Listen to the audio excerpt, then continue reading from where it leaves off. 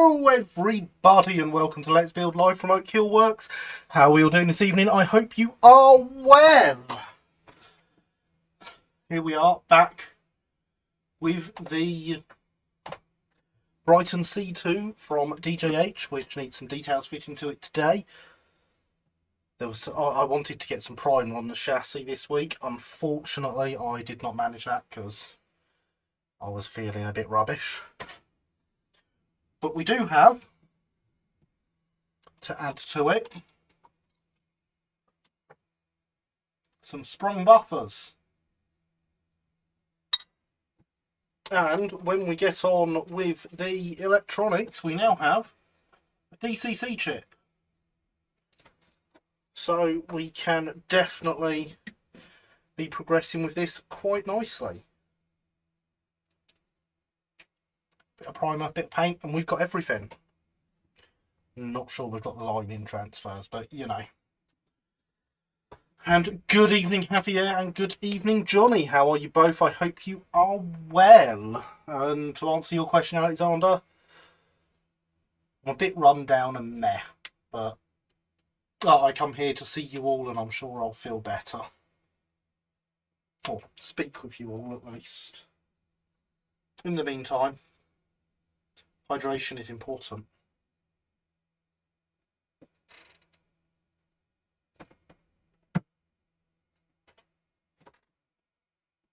So important that with 30 seconds left on the countdown, I thought, oh no, I have forgotten to bring my drink in, and had to go and fetch my mug and my drink and bring it all in and pour it out. But I managed it, so that's what matters. Doing decent right myself. Excellent. Glad to hear you are both all right. So yes, this week's aim with this. That's badass. Thank you, Starkiller. How are you? It has been a while. The body detail is what we're aiming on this week. So I did actually want to get the chassis primed as well, but life. There we go.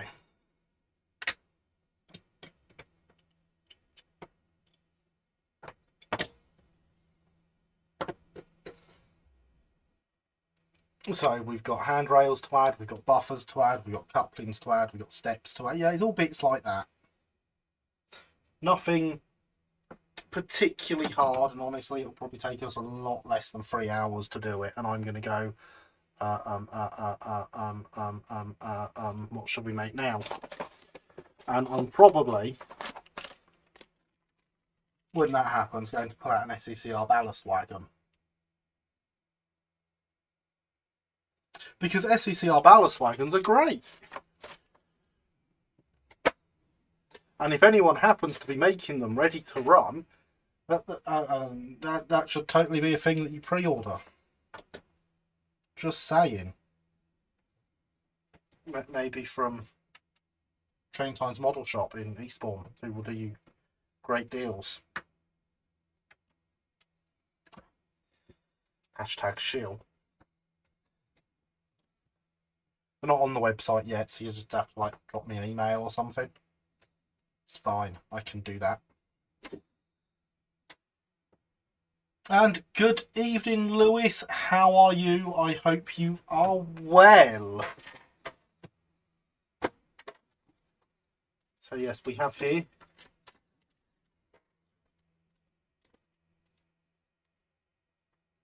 literally nothing. Oh no, there's a step in this one. Just the one step.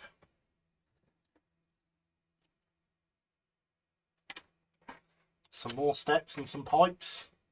You are good. I am glad to hear you are good. And thank you for dropping that exclamation mark terrier in the chat, because you're reminding me I have not opened the chat bot. Or Gary bot being neglected there.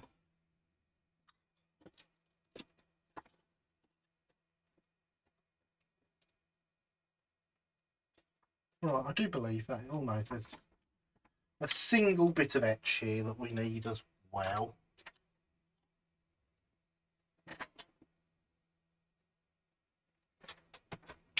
There we go. Hoping to get a Gem 56XX kit on eBay. If I do get it, will be my first ever kit to build, so fingers crossed. Excellent. That will be gem kits are generally quite good. They're quite basic ones. Problem, of course, is there's no support for them anymore. But good luck with that. I hope you get it and I hope it goes well. I'm pre-ordering a Rapido E1, ordering a 3D print from Pugsy, and might order that C1 goods from EV Models. Excellent. What a nice list you have there. What 3D print would you be planning on ordering? Was that my Windows or yours? That was my Windows. Because, of course, you get those noises now, because that's how I managed to get the alert sounds to work.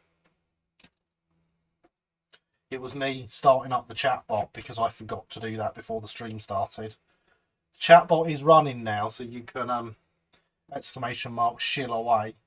Got my coffee here, trains running, Oak Hill on the television. What more do I need? Oh, sounds perfect. Sounds absolutely perfect, Christopher. If only I could sit and watch this Oak Hill fella you speak about. I'm scrambling to find the notification. Yeah, it was Windows user account control. Comes up every time I open the chatbot. Are you sure you want to let this out? Go away, Windows. Currently trying to sort out an A4 and a Terrier. Well, I approve of a Terrier. And I've been taking suggestions on what Terriers to do next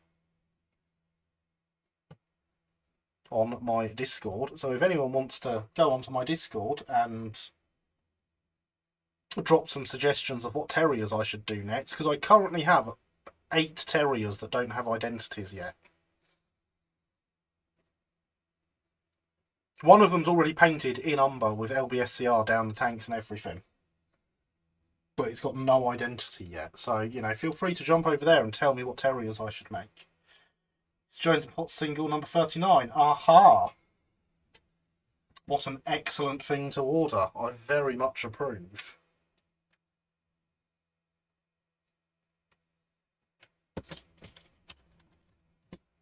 So, yes. Loco building, that's supposed to be a thing we're doing, isn't it? Where's my cutting mat gone? There it is. More replacement wheels would be a direct replacement for an old Triang 060 chassis. Modern. Honestly, I'd just get a modern Hornby 060 chassis if you're going for a direct replacement.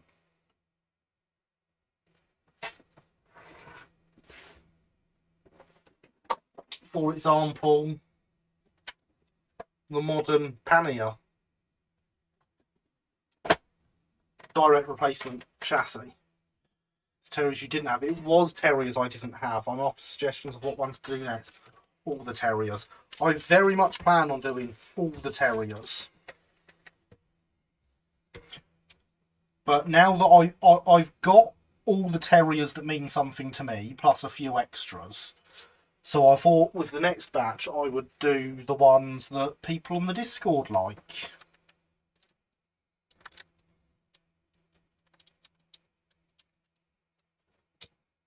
Steps, and I'm pretty sure that's all we need out of here. Oh no, clap valves.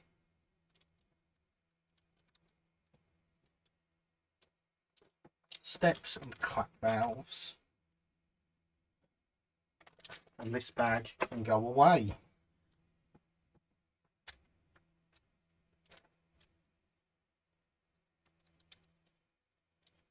More steps.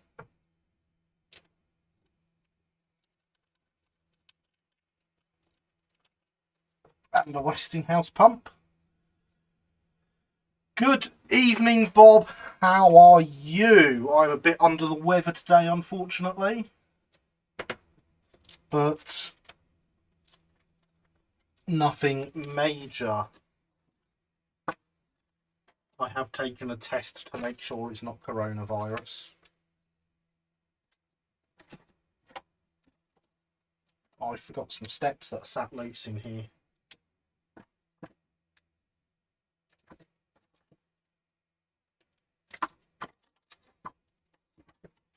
There's the other ones.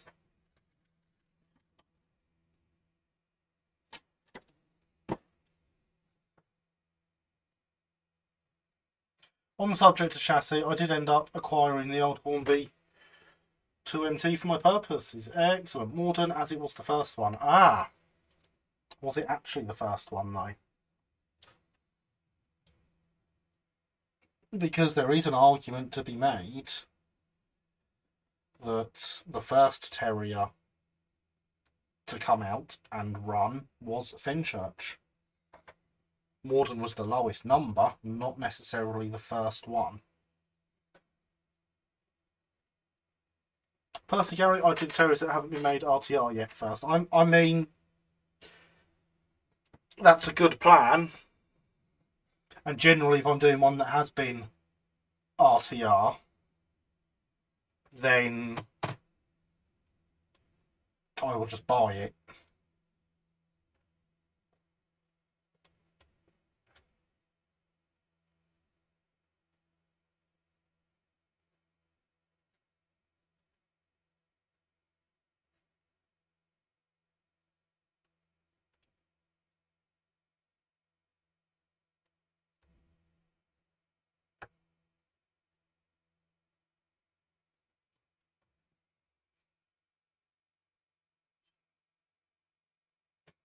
Hopefully mid-February. Excellent. Glad we get to you soon-ish then. Had a look at your website. I see you have 4F Fowler. I do have an Airfix 4F in the shop. Yes, you are correct. Very nice runner. Never been out of the box. Other than me test running it at the shop. Speaking of crap fowls, I found the ones from GBLT9 I bought ages ago. Excellent. Well, fine, thanks. Hope you'll be soon. Thank you, Bob. Thank you very much indeed. Excellent. What's good, cheap and adjustable soldering iron? Honestly, I've got one off of Amazon and it's fantastic. I don't think it's available anymore, but yeah, cheap one off of Amazon will do ya. Mine looks a bit like that, if you can find one that looks like that. And it's great. I flick it on, it can go up to 480 Celsius down to 200. And anywhere in between. We're going to start on 200 in fact. And it is, there's a temperature sensor in here, so this temperature we're now seeing on the screen is exactly how hot the iron is. Came with a tip cleaner, dozens of spare tips, absolutely fantastic.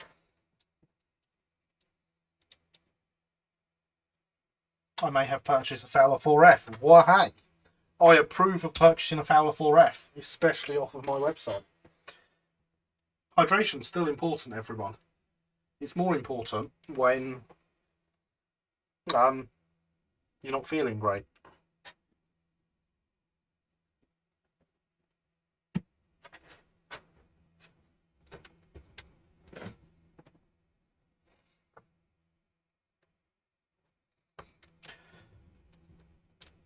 So yes, we're going to start by removing bits of sprue from the steps.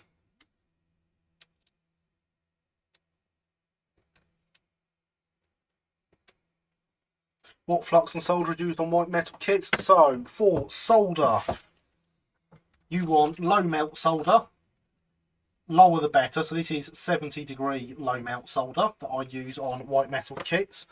For flux, you can get special white metal fluxes. I don't bother. I use Fry's Power Flow Flux for absolutely everything. Which you can see I'm starting to run low on, but not everyone likes this style of flux. Some like liquid fluxes, in which case Gauge Master do a nice range of acid-free fluxes and white metal fluxes and such. Available from my shop. Exclamation mark shill in the chat.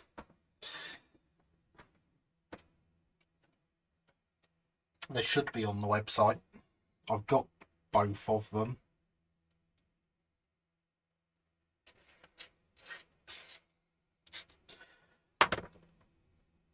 But yeah, so that is my advice there. For non-white metal soldering,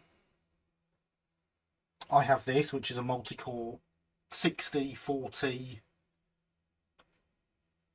tin lead solder with a resin core. It's absolutely fantastic. Flows so nicely. May have to patch fail 4F is what I meant. I mean, fair enough. You should. I bowed before superior service, ventured in service almost 4 years before modern. Strange numbering system.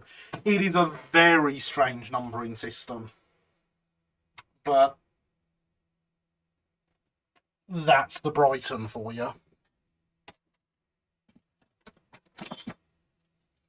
I see people on Discord still discussing these. They're absolutely fantastic. Gauge Master 1.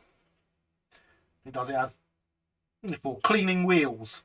Hook on one end that slides into there on another one, so you can make really, really long ones. Enjoy that quick diversion for the people of the Discords. And if you're not on the Discord, why not? Exclamation mark Discord in the chat. Look at me, I'm such a shield tonight, aren't I? Like, comment, subscribe, all that good stuff. Do you sell them cleaners? I do. I think I only have N-Gauge in stock at the moment, because every time I've ordered some, the 00 ones haven't arrived. These things happen, unfortunately.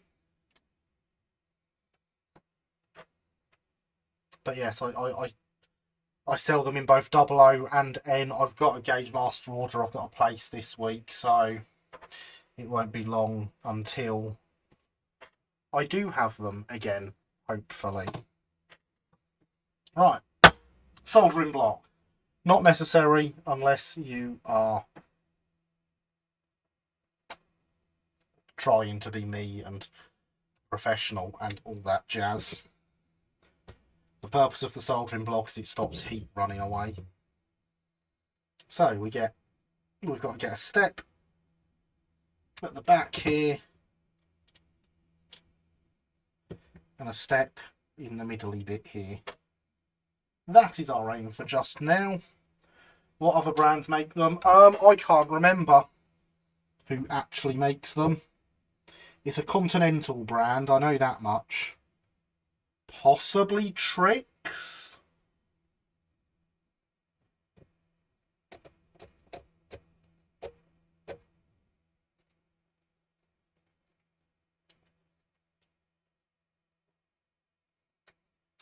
But yeah, since I'm in Super Shield mode, like, subscribe, leave lots of comments in the chat. All this stuff that YouTube says I should tell you to do that stuff. Because if you all did that stuff, I wouldn't have to tell you to do that stuff. At least that's what YouTube tells me.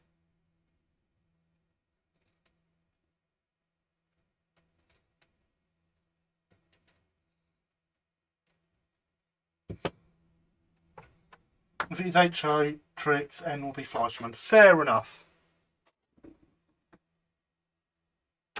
See, someone that knows.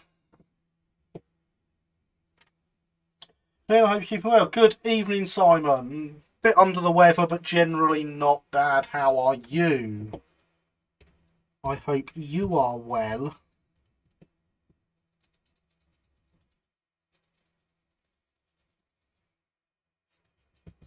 And ideally having some success on the job front. HO free rail would be marketing, but I don't think they do the cleaners. No, it's definitely only 2 rate. It is literally this same block, but with their logo on instead of Gauge Master's logo on. Because, of course, Gauge Master don't make anything themselves. Someone else is rebadged. So, yeah, we are going to apply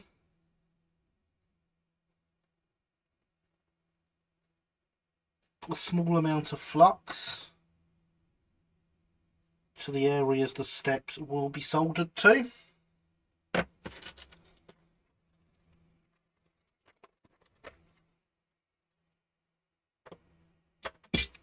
We are then going to take our soldering iron that is turned all the way down to its lowest setting.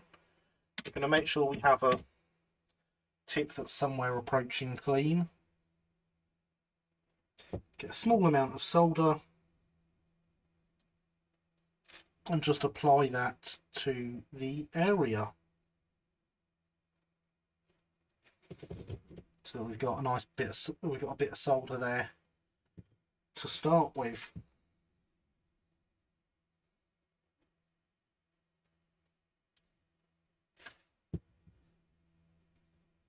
Tinning up your joints is quite important, says he who sometimes forgets to do it.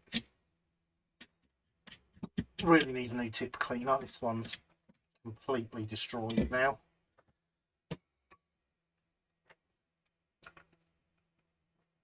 There we go, there's the bot telling you to smash the like button as well. Hope you feel better soon. Waiting on my FaceTime interview one day this week, so fingers crossed. Ah, excellent. Good luck, Simon. I hope that goes well. And good evening, WJS Productions. How are you? I hope you are well this evening.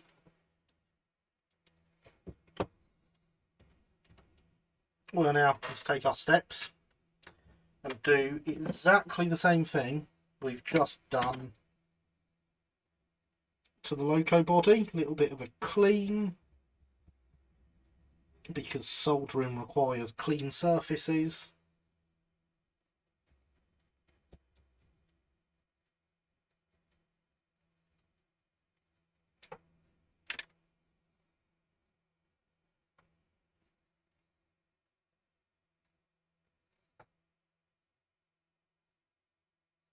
Bit of flux.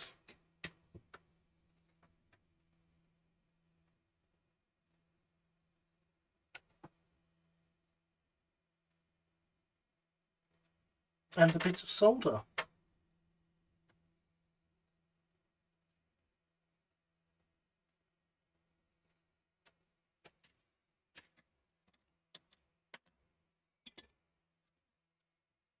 We can then clean that off. I then have some heat resistant tweezers to hold the part with.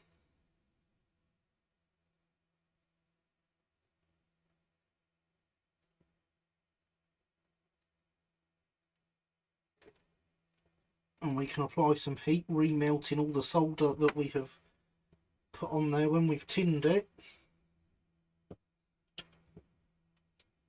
And the parts are attached.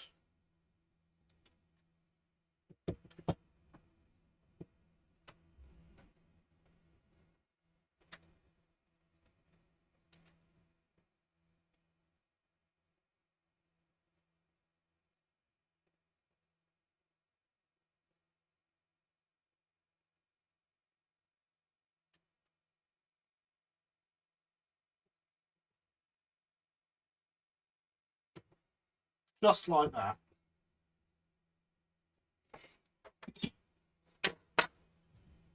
So with that done, we can do the other side.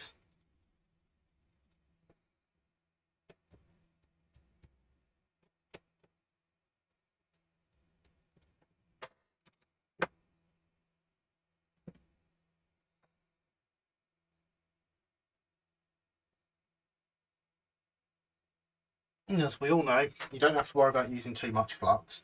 You can't have too much flux.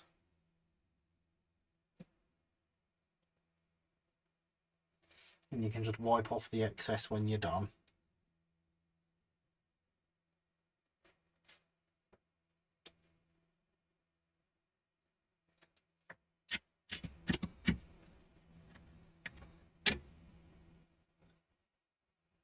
I mean, honestly, you've all seen the excessive amounts of flux I use. And this pot's lasted me the best part of 3 years now. Great thing that you're making real-time videos like this. It's so helpful in researching loads about kit building. I am glad to hear you are finding it useful. That's exactly why I started doing this. So comments like that really mean a lot. Thank you.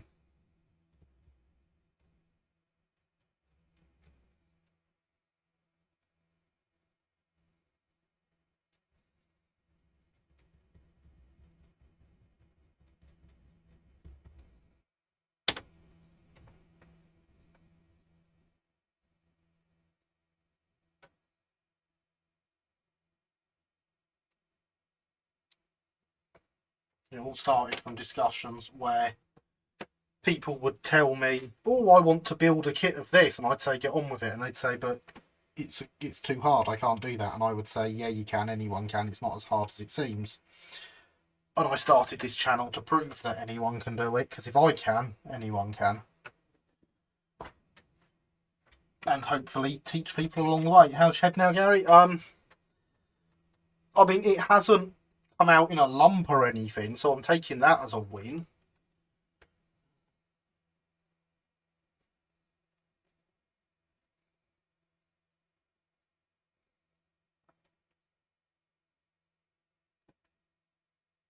A rather nice scratch along it, though.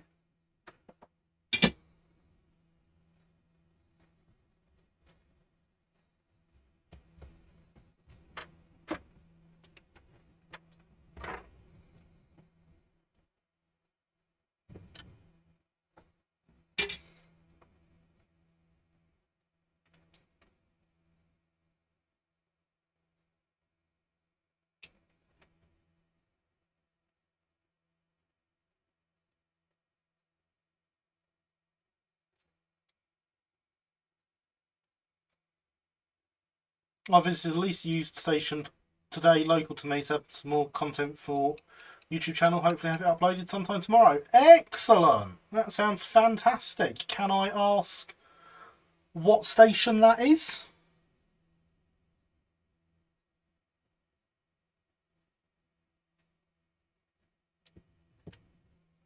I've been looking for your videos on YouTube. Found one guy who was building kits step by step, but each video he would build chassis, for example, but then the next he's painting the damn thing.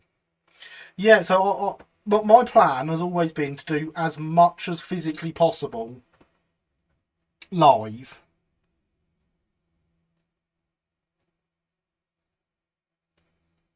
It means we cover the same thing multiple times, but it also means that you don't miss important stuff. Lakenheath in Suffolk. Interesting. I shall look forward to seeing that. There's no showing what he's done in between. Yeah, that's yeah, I shall look forward to seeing that video, Simon. That will be good. Is that where you feel the bag? And there we go. Up on its legs.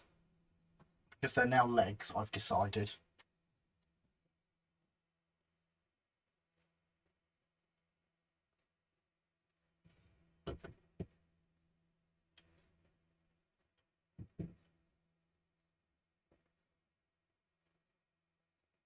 It's an interestingly shaped Westinghouse pump, this. It's not very round at all.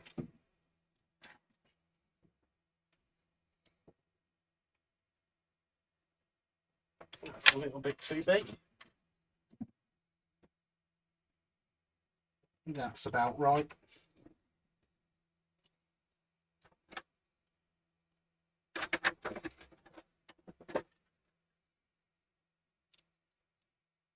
So it's DJH in concept on the instruction sheet. Would that be the same one?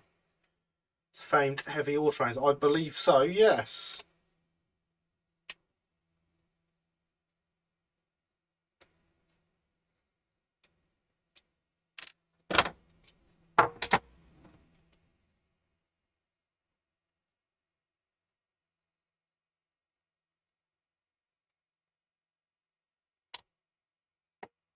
Good, how it's just a bunch of loose parts. Now 80% complete model. Yeah.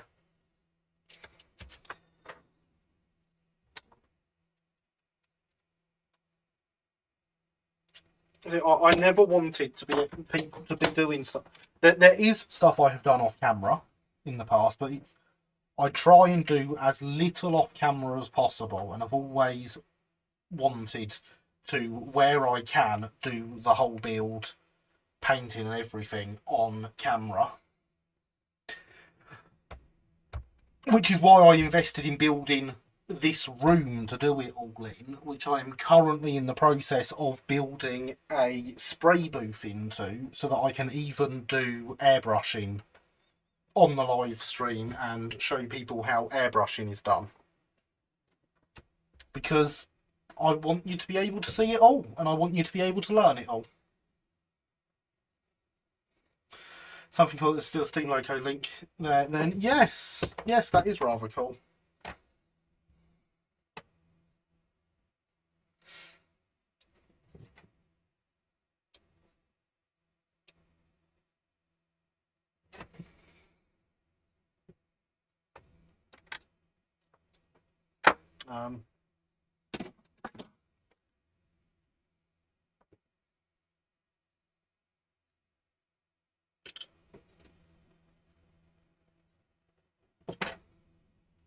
Double check that's exactly where we want it before we take a drill to it. Yes, that is where we want it.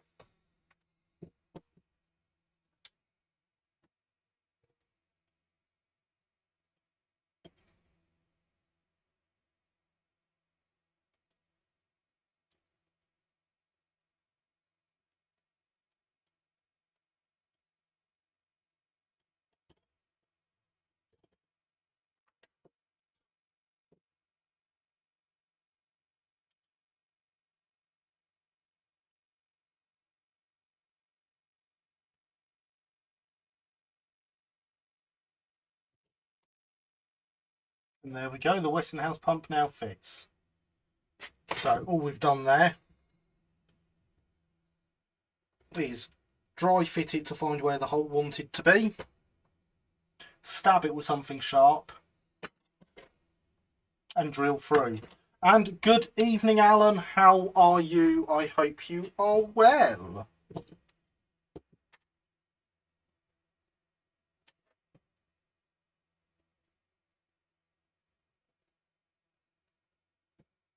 So that now fits very nicely in there.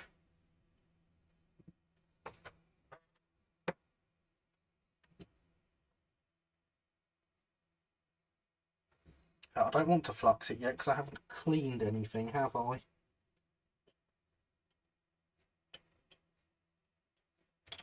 There we go. And because the boiler around it, the footplate round here is actually rather filthy. So that definitely does need cleaning. I actually need to get in there and either take it out with these because there's just that much of it.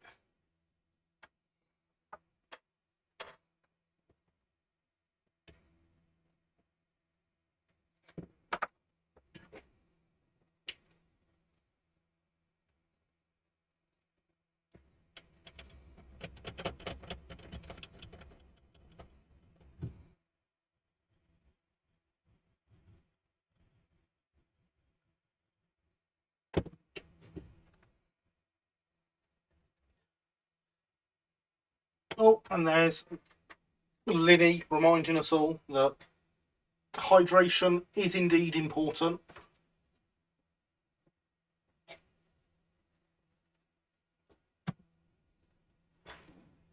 I have unfortunately not yet had time to add a sound effect to the hydration is important command.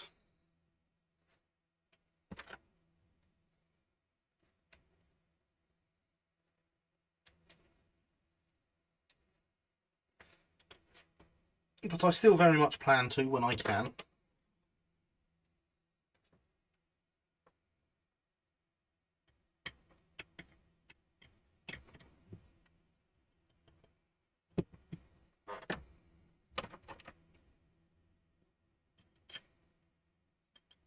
No, I definitely can't get in there to clean it with that.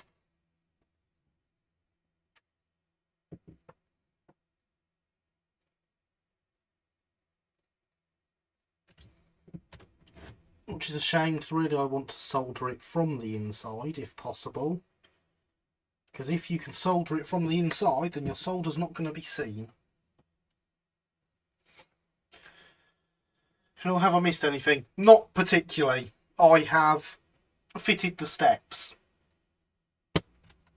and shown off that I've got some market sprung buffers from it for it.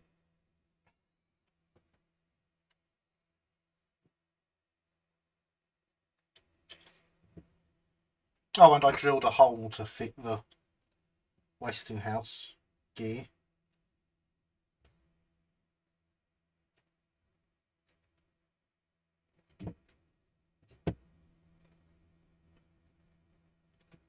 So very much nothing. Sound for hydration should be Father Jack yelling drink. No, no. The sound effect for hydration will be something like a water crane.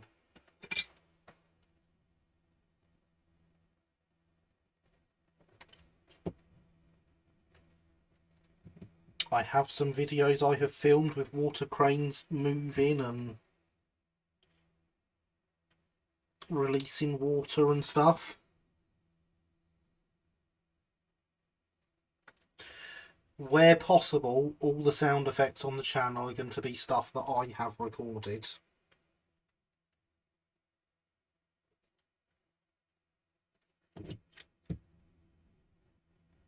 At some point, I would really like to record all my own music for the channel.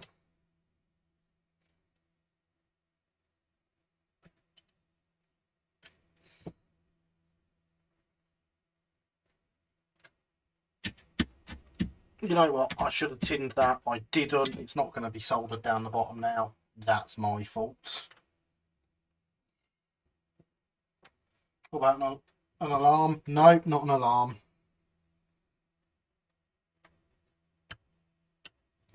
So if you donate or you subscribe, we get Stepney's whistle. Possibly some other things that can set off Stepney's whistle that's taken from a video I did. Yeah, donate on the donate link. Streamlabs.com/Oak Hill Model Railway or something. Honestly, I can't remember. It's so off. It's so little that I see or promote the fact I have donation links because I'm not entirely comfortable with it.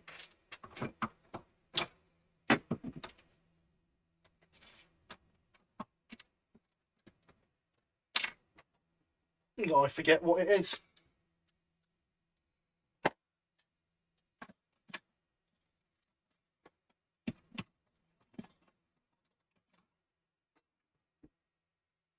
So we now want to be able to fit the crack valves.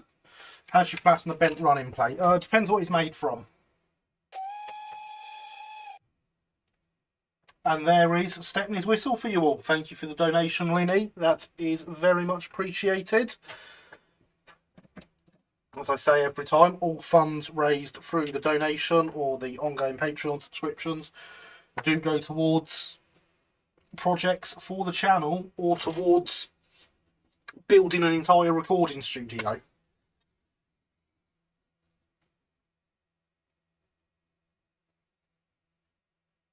Right, yes, I was looking for a drill bit for the clack valves before I got distracted by Stepney.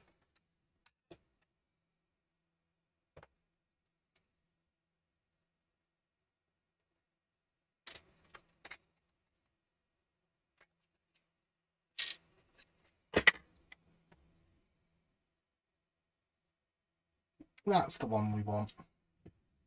And there is that mark on the side there is absolutely tiny.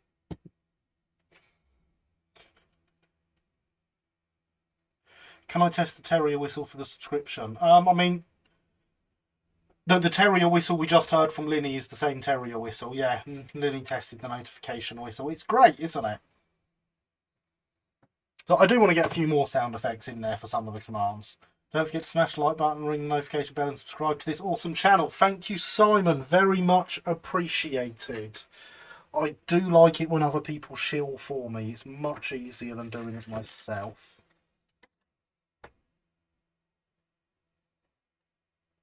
I've lost me tweezers with my sharp point on. There they are.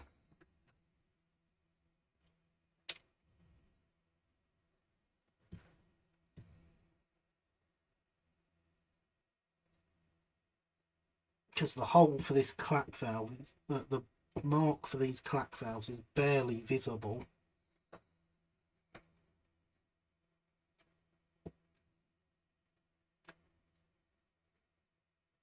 There it is.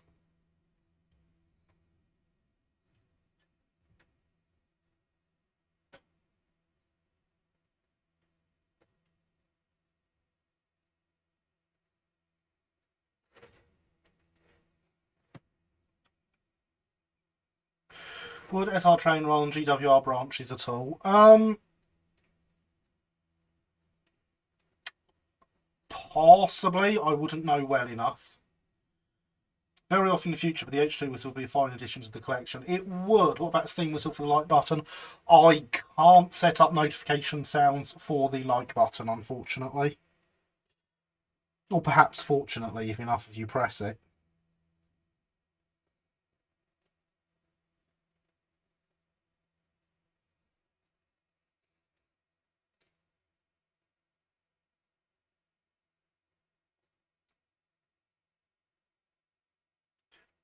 I wish to donate but don't have the option visible. If you wish to donate, what you need to do is you type !donate in the chat.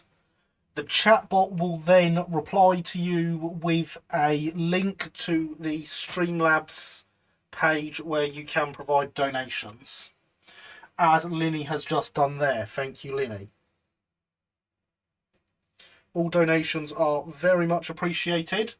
They go into a nice ring-fenced account that is only spent on stuff for the channel. So your donations never buy my dinner.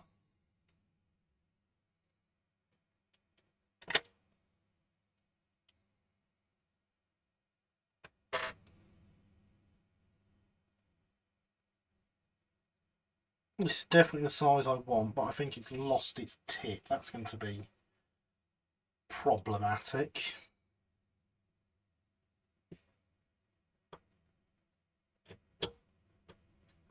Yeah, that's going to be very problematic.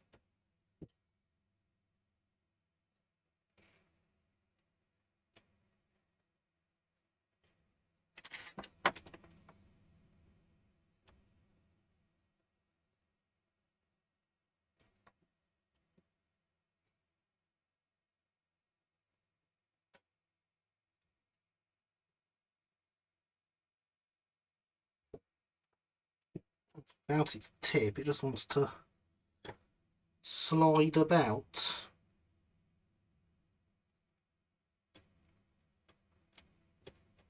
But we've got it now.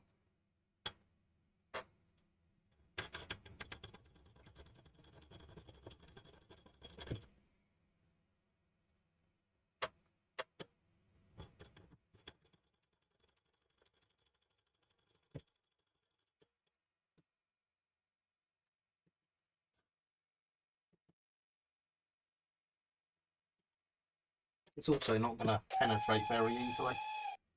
And thank you for the donation, GR Railway. That is very much appreciated. We'll go towards the transfers for this loco, I would expect.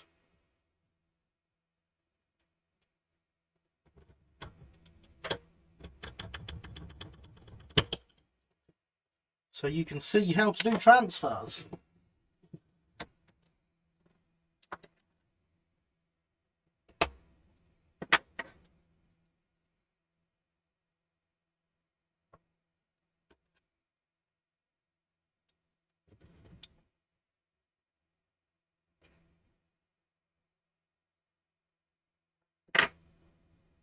There we go, now our clack valve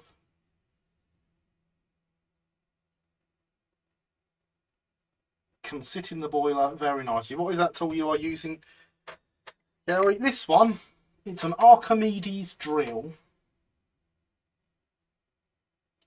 Great little tool. You pull this down and the drill bit spins. And it's sprung, so as soon as you release it, it fires back up.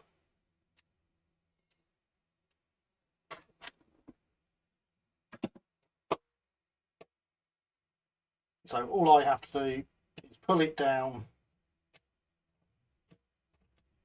and it drills through whatever I've got the drill bit on. I've got a couple of them with different size drill chucks in the top. So I've got this one is for drill bits below 1mm. This is for drill bits above 1mm. So much easier to have multiples of things like that rather than having to take the chuck out every time. I'm unfortunately not going to be able to solder this one from the inside.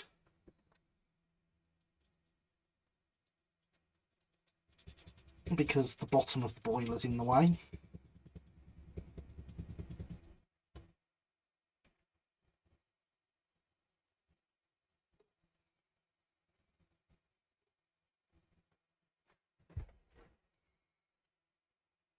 Look at the difference that makes. That's how dirty this is. 25 minutes left of the bid. Hopefully no one beats me. Good luck. I hope you get it. I'm looking forward to hearing you have.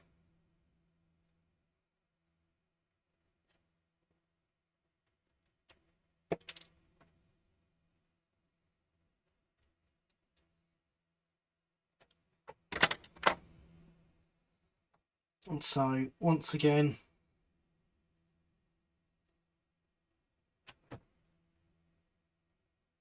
flux on our two parts.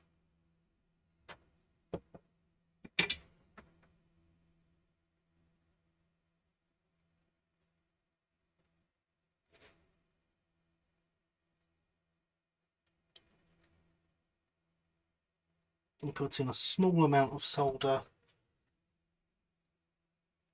around the hole there with the idea that I can drop this in, or just drop it because I'm terrible at this.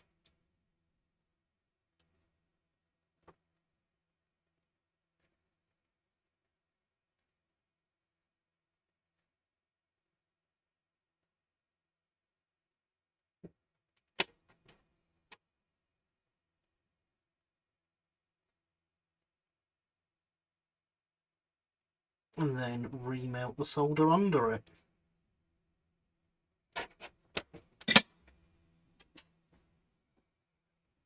White metal can be very coy about its dirt till you clean it of it. It can indeed, you're quite correct. Right, I'm off to bed now. Look forward to joining you next Sunday's live stream. Okay, good night, Simon. Great to have you here as always. Sleep well and good luck in that interview. I look forward to hearing how it goes. So there we have clack valve fitted.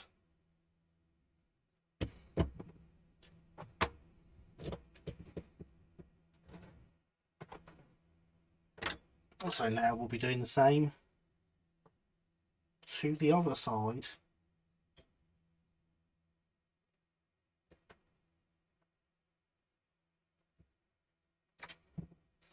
I need my picture of the loco back out before too long so we can run pipes and stuff,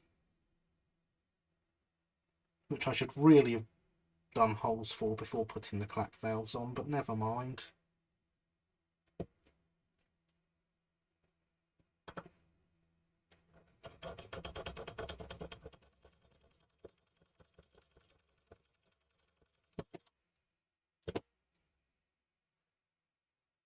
Is there such thing as a 5-pole XO4 motor?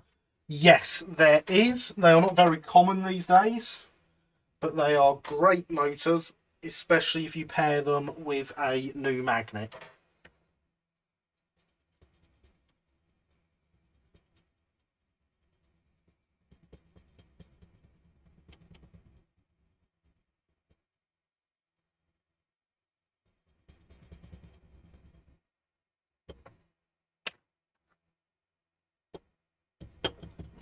Dirt out the hole again. Again, you can see a nice shiny bit of boiler. And good evening, Ben. How are you? I hope you are well.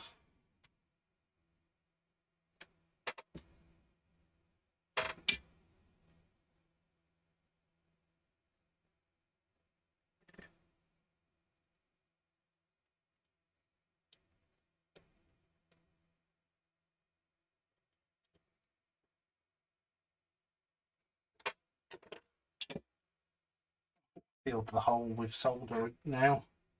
So I'm just going to poke that back through there. Cut the other clack valve from its sprue.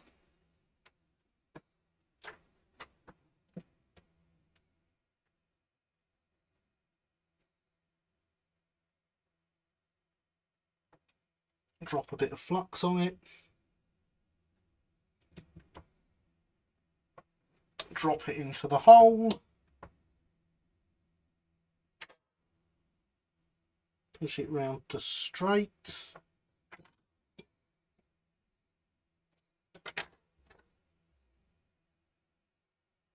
And then hold it in place.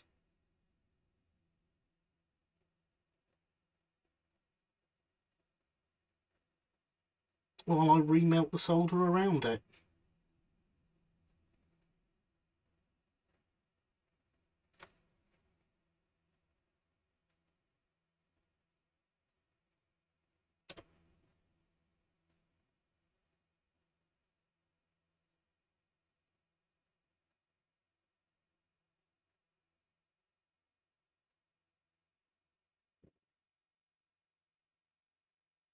There we go, that's stuck that time. Doing good. We had a crazy blizzard last night. Ton of snow. Yes, I hear there's a lot of snow out your way. I hope it's not too much and you can deal with it all. Shame Hornby doesn't make the solid triang motors no more. Well, that they would be great if they. It would be great if they did, but of course times have moved on and they don't want you servicing your own electronics anymore. Hydration is important, everyone.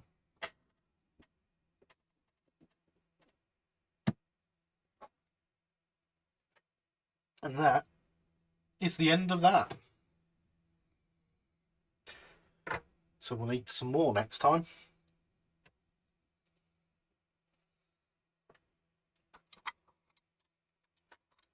So yes, we've also got buffers to add to this. So of the sprung markets variety. They're not quite the right pattern for this loco, but they'll do. So what we do when we're adding buffers is we take the buffer shank and its spring and its little screw to hold it on out. And we just put this bit in, which of course doesn't go in the holes because it's not designed for having these buffers. So we need to make the holes bigger, which I don't have an Archimedean drill good enough for, big enough for these. So bit of tape around it to use as a handle, and I can do it by hand. Doing alright, thankfully we didn't lose power. Let me tell you, driving around town after so eerie. Well, I'm glad you've done alright out of it.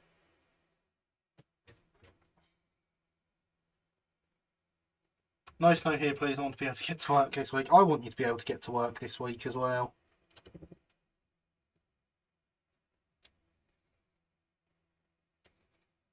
Because, you know, if you don't, then I might have to do something. And we can't be having that now, can we?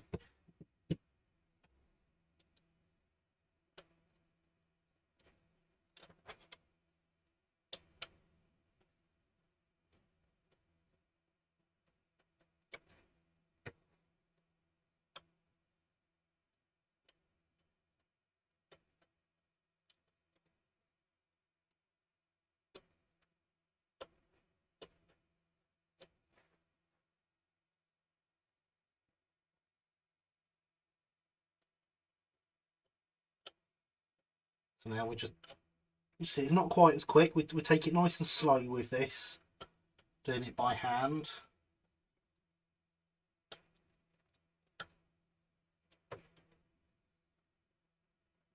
We're basically through, which means it's going to get jammed a lot.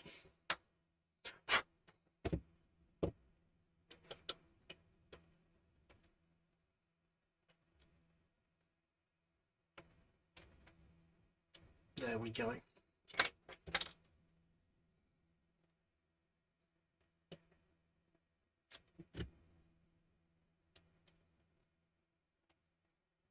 And then you can see the buffer goes in quite nicely. So, bit of red paint on there. Not that these are used buffers that came off another loco or anything. I would never debuffer one of my locos. Never, ever, ever.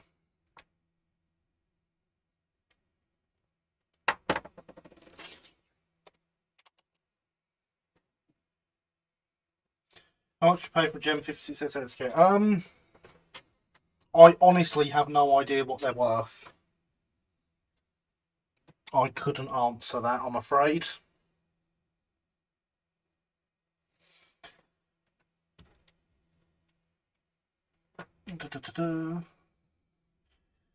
So the inverse, the snow is no problem for us, but since we practically live in the middle of a forest, winds can be pretty terrifying. Yeah, I can imagine they can, yeah.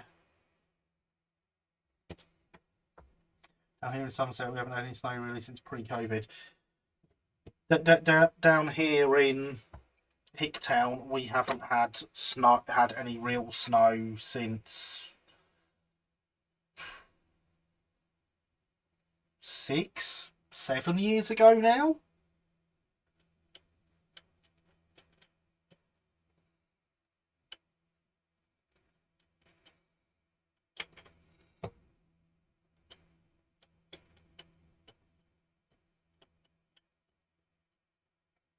We don't really get snow in Hicktown. We had a little bit, I want to say last year, but we never even got the entirety of the ground covered, so you know, do you really count it when it's only a couple of mil thick?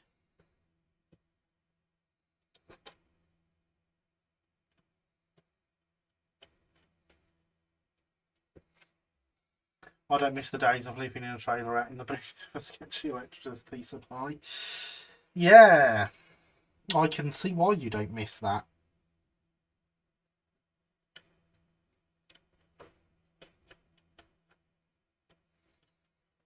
I like my electricity. I put a bid of £20, but I don't know if I'm overpaying. £20 definitely is not overpaying. Whilst what we're working on here is a much more advanced kit than the gem kit, this kit new would be £300. I did not pay that for it, I got it second hand, but your 20 quid is definitely not overpaying. I would call that a good buy if you get it for that.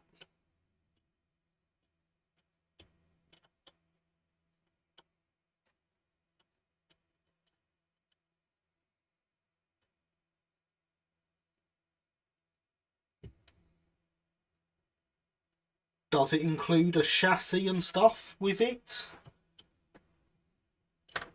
So even for a body kit, 20 quid is good.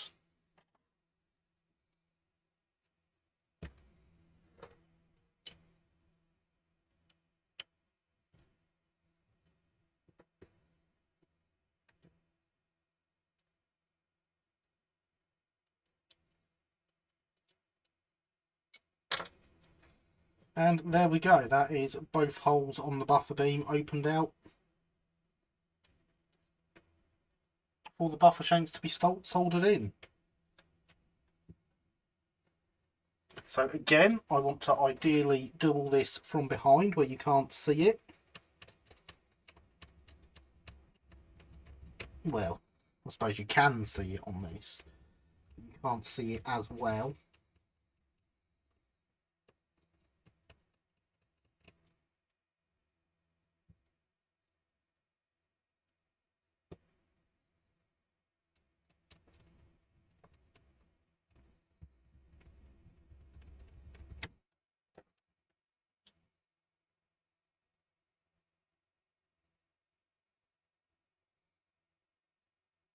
But now we have, for the first time this evening, some soldering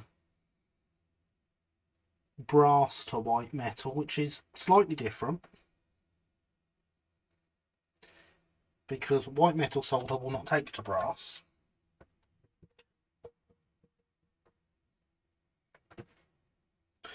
£300 animation. Oh no, it includes the chassis for £300. This is absolutely everything. Chassis, wheels, the lot for £300. But I didn't pay that. I got it second hand.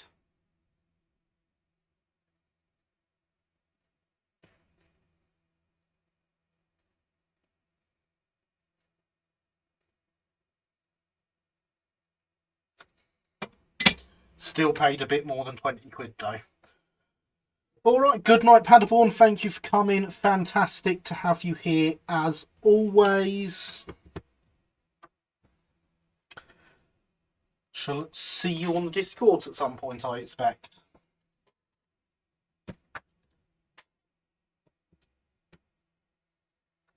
Sleep well, don't work too hard.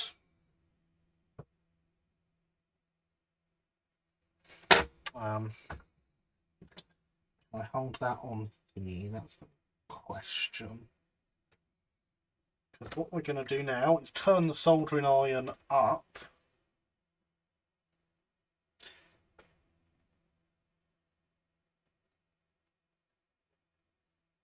And on our brass, we want to apply some of this solder.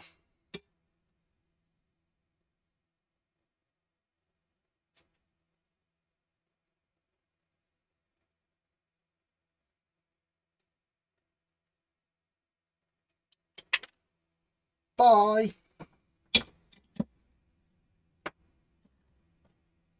I heard it land, but I didn't see it.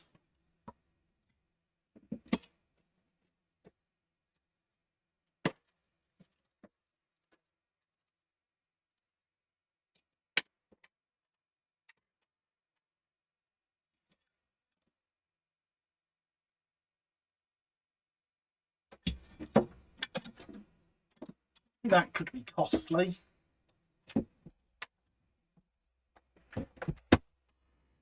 I mean, it'll turn up because we don't lose things on this live stream. Ever. Am I allowed to work too hard though? Yeah, you can, that's fine. See, we don't lose things on this live stream. Ow, that's still really hot. And over there now.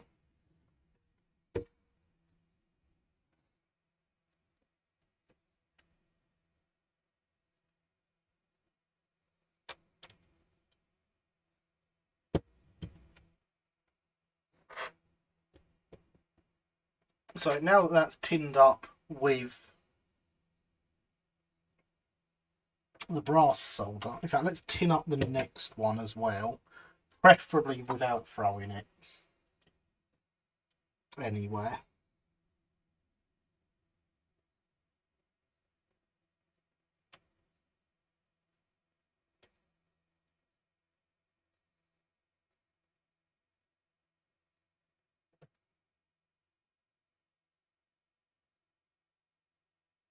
So I could give you one piece of advice for not losing stuff.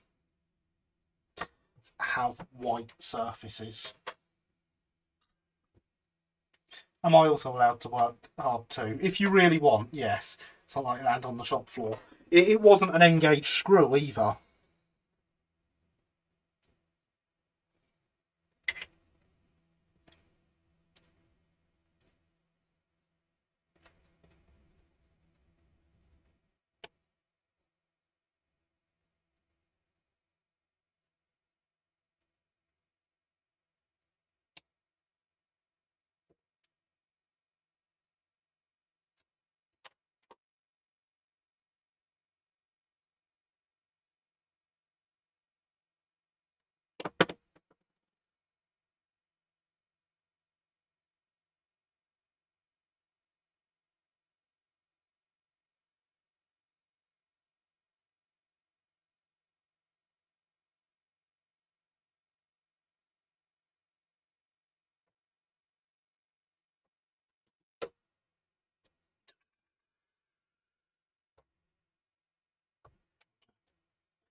Has the best interest in me working hard though, nice.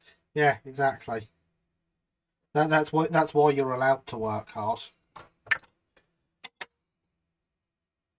If I hold it like this, it's not going to fly anywhere.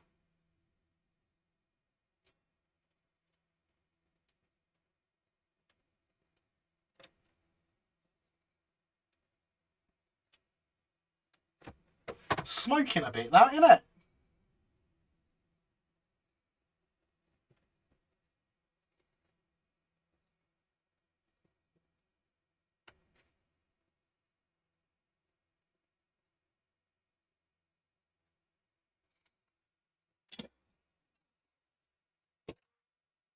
Ow. That bit of flux that was still on there was really hot and is now on my hand. Don't do that.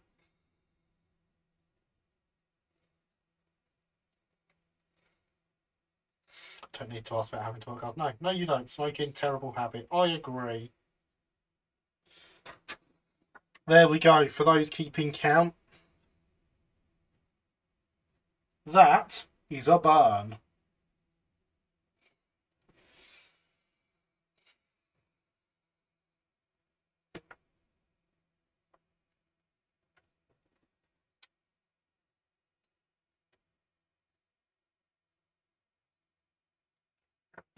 Because, you know, you might have heat-proof tweezers, but that doesn't mean they don't have hot stuff on them.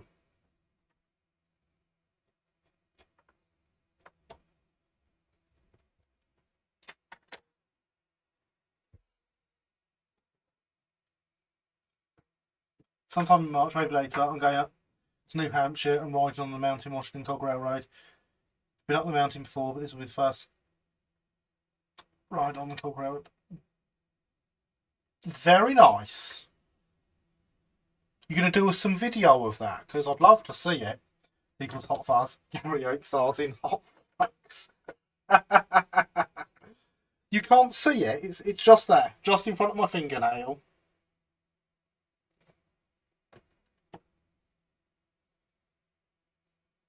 Triangle shaped, just there.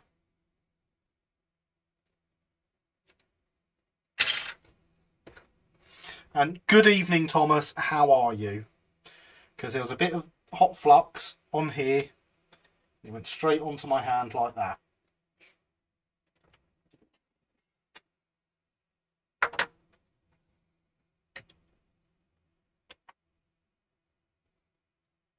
But now that they are done, we're going to turn the soldering iron back down. So it's only 200 degrees.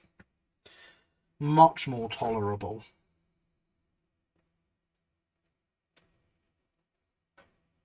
That's 200 degrees Celsius. So for those in America, that's 392.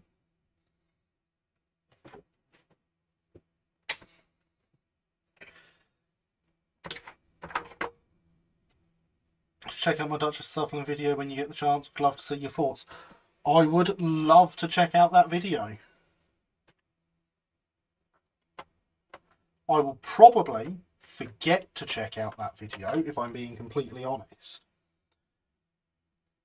The way to make sure I don't forget is to either join my Discord and remind me, or drop me a message on Twitter and remind me. For my Twitter, !Twitter in the chat. Come on, Iron, cool down.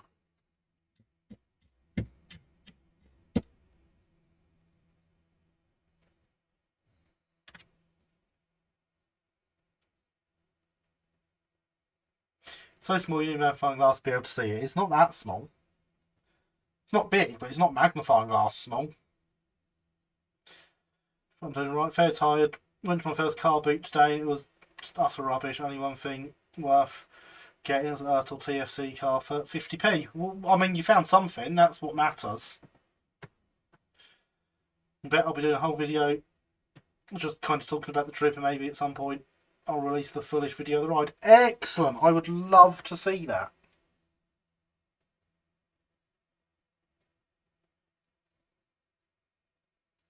Okay, now this is cooled down.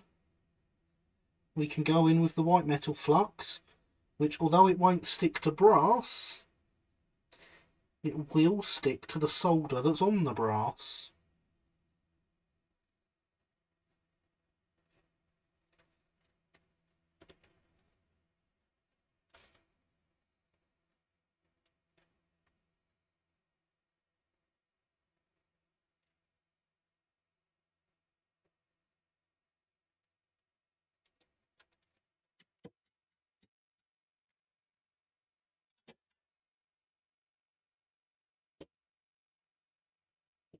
So now we have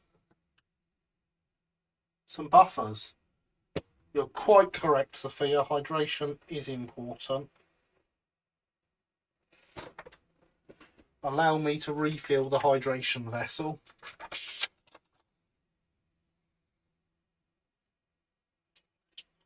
With, rather weirdly, not generic store brand liquid today. No cake that's not good enough, Christopher. You must have cake, and you must share it with the whole class.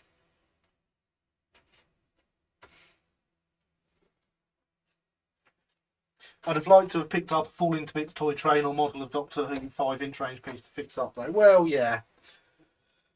But at least you got something. I'd call that a success. But that's just me. Okay, clean those up a bit. We can clean some of the excess flux from around the clack valves as well whilst we're at it.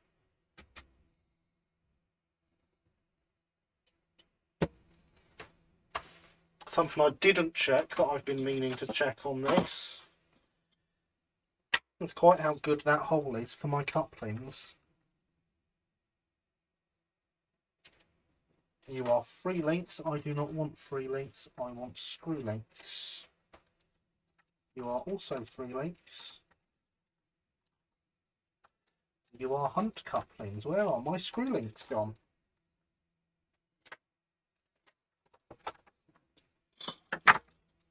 Never mind. This is my. Oh, here's my spares with some random hooks in it that I don't mind losing bits out of if it's all wrong. Yeah, that hole's a bit too big because the whole hook can go through it.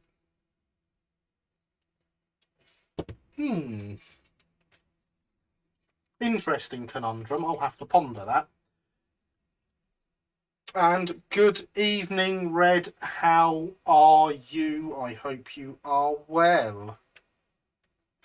Someone got it 1 second before. And I'm sorry to hear that. That is a shame.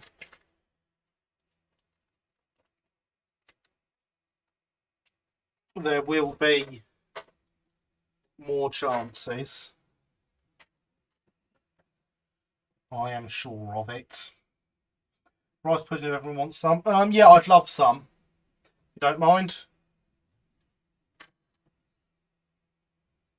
Primary school put me off rice pudding for life. So some of us went to primary school after they improved the food. But anyway, we said hydration is important, didn't we, Sophia?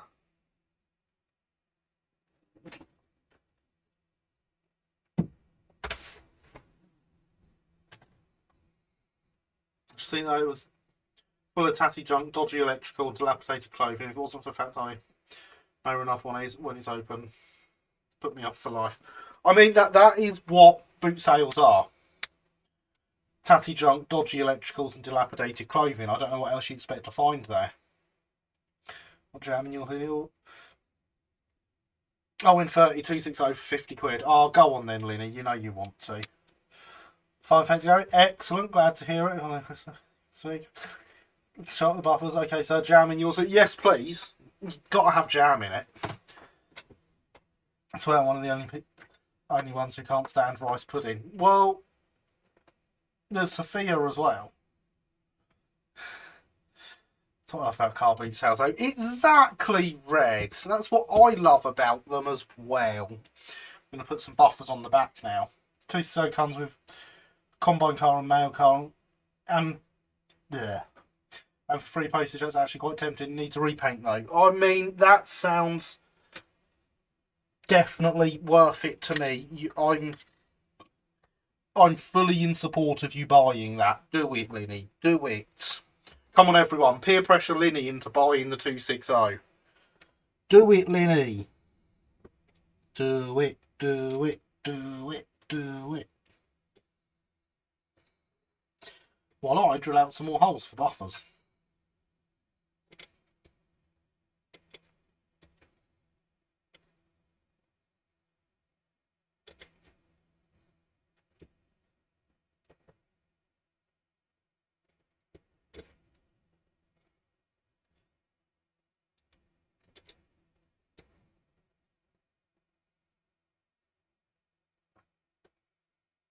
Yay! Everyone joining in.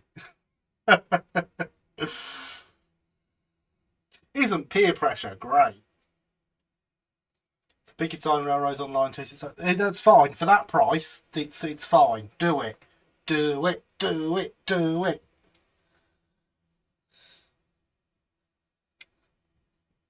And we all know I should really get a Porter 040 instead. You should also get a Porter 040, but not instead.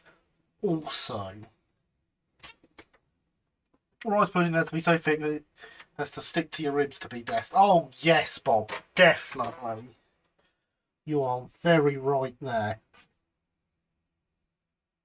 Oh good, so the frames are slightly in the way on the back here. Let's get some extra leverage on this drill bit.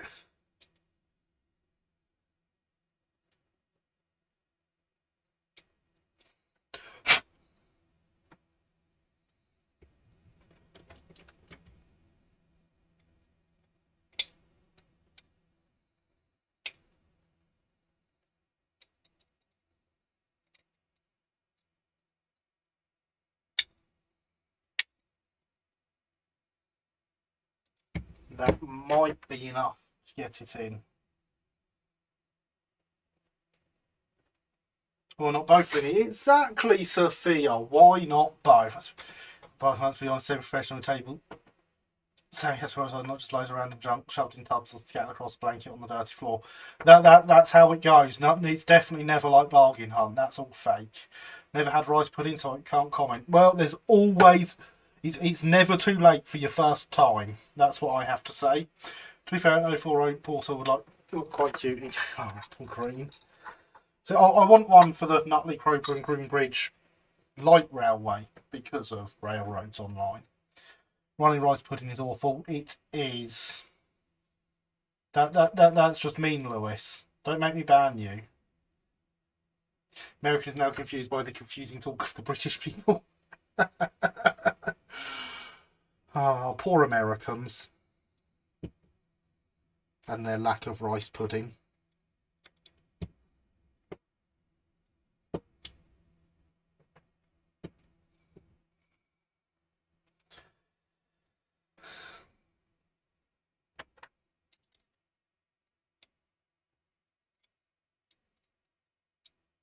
So you're making me hungry now, Bob.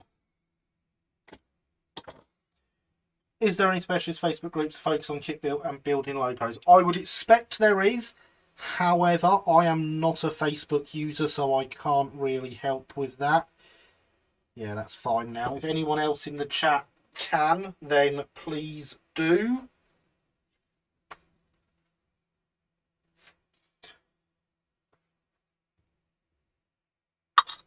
Put that back for a second whilst we get the other one done. And there is the link to my Patreon for those that want to donate on a monthly basis. That'll be the only time my Patreon gets mentioned this evening. All donations do go directly towards helping pay the running costs of the channel. Do Americans get ambrosia custard? Is that purely British figures? Treacle removal. I could eat that stuff straight out of the carton. I mean, it is good, I'm not going to lie.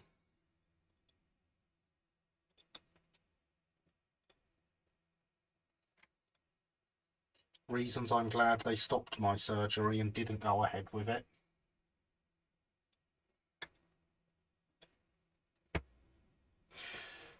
Mind you, if you get too much rice, wall filler. Well, yes. More substantial wall filler than some of the things the old builders in this house have used, I'll tell you that. After work Friday, I went to both Taco Bell and Subway. I am clearly paying you too much, Sophia. We're going to have to talk about your wages.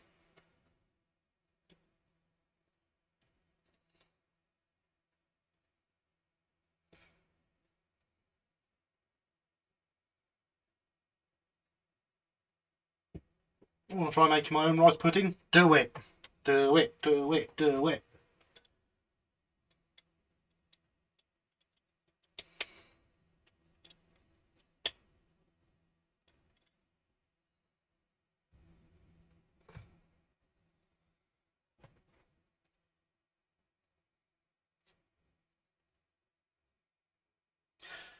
Never heard of the first one and never had the second one. Well, we'll have to change that, I'm sure. Never had sounds like you can definitely have it. Well, that went well. I definitely didn't break that off at all. I can see exactly what's gone wrong. Nothing a few blobs of solder won't fix, thankfully. More substantial than some of that I've seen used in houses at work as well. I'm sure. Have I told you about when I was doing the skirting boards in my hallway red? Yeah, that is fine. So a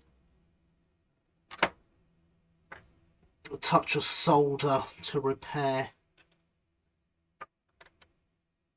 the breakages, and it'll be fine.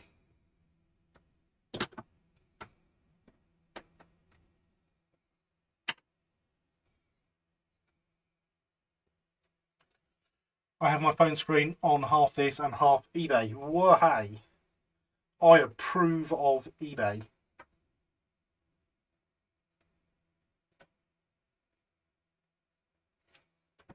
I've got a GWR kit in the shop, actually.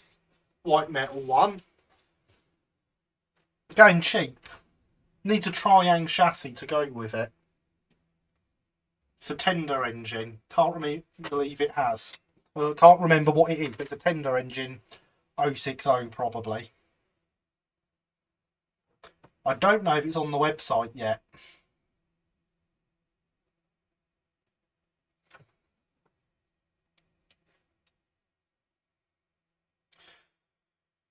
Justification has found Eureka is available in 3-inch gauge.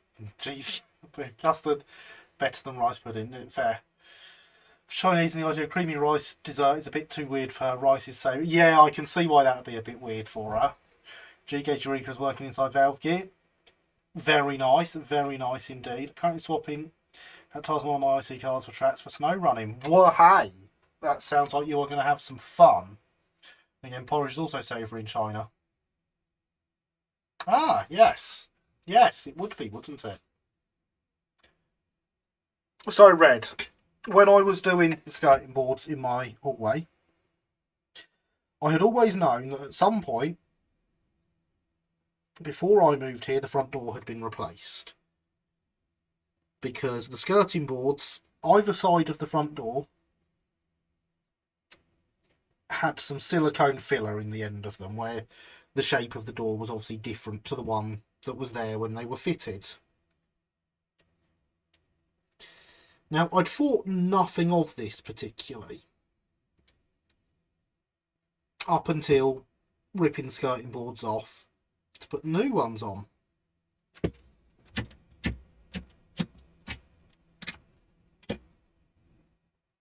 So when I started doing that, I pulled the silicone out, and behind the silicone, to fill the gap in the wall where the door had been removed, was just loads and loads of bits of blue roll. Now tell me, Red, in your experience, is blue roll an ideal building material? or insulator for that matter, because once that came out with it, there was a breeze coming through the holes.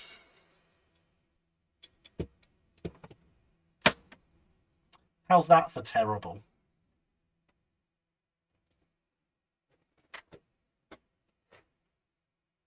Tristan really want to try kit building. Right, so what you need to do is contact me through something. Either join my Discord, contact me on Twitter, email me through the contact details on the shop website, and remind me about the kit. And when I am in the shop Tuesday morning, I will find the kit. I will let you know what it is. I will even see if I can dig out a chassis appropriate for it.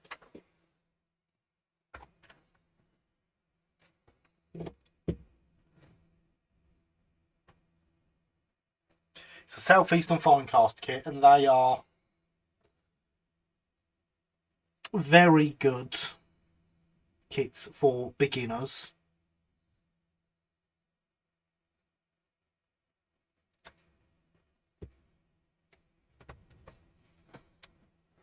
No, blue roll is terrible at both. You at least want plasterboard in wooden frames for filling in a doorway. Oh no, this was just some holes around the doorway. So I never even went as far as plasterboard in wooden frames. Because the front door is still there, it's just the old one stuck out a bit more, purely at the bottom, like for 1.5 inches in height. And I filled it with expandy foam, which I still think is a bit better than blue roll.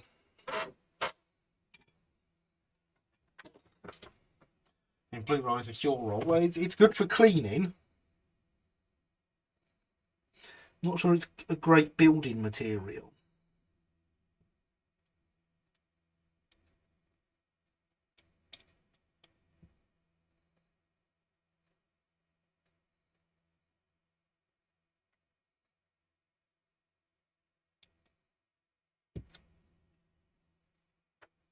Okay, I'll email you now so then you don't forget. Excellent. Thank you. You're fired. Unfortunately, Lewis, I can't be fired.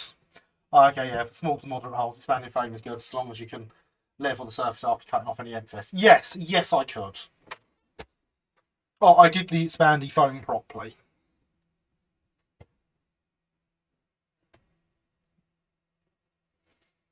Hydration is important.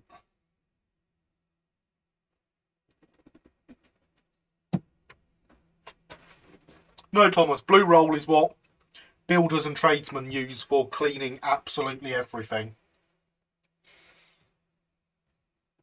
I use it in the shop as well for cleaning everything. And at my old job, we used to use it for when we were cleaning engines and getting grease off our hands after working on the engines. God, I've had so many different jobs. It seems weird that I've gone from that to a model shop.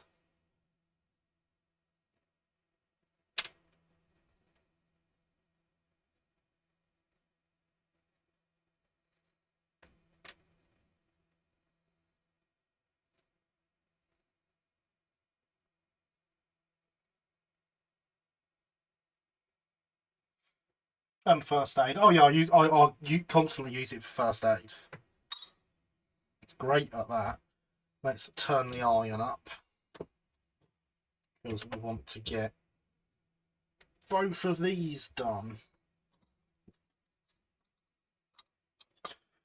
Oh, I've time lying around. You've probably seen it in a few of my workbench photos. It's such handy stuff, isn't it, Red? Now you repair a different kind of engines. I do indeed repair a different kind of engine.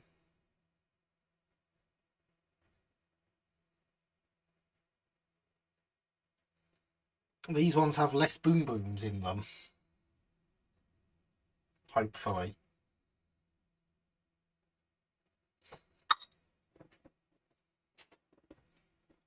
What have I got lying next to me that I'm in the process of repairing? Aha! Here we have something I'm repairing. Yeah, we don't need an arrogant sticker on you. Bought into me at the shop the other day, ready for repair. It's a Triang Princess chassis. It's very clean and all in one piece and absolutely wonderful. And I can't for a second see what might be wrong with it, unfortunately, so it might take a while. No clues whatsoever.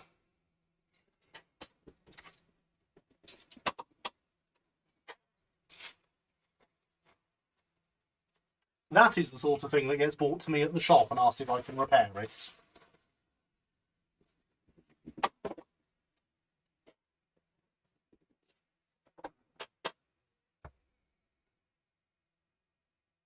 And I say, yes, of course. Garrett, what's the name of your shop, please? It is called Train Times Model Shop.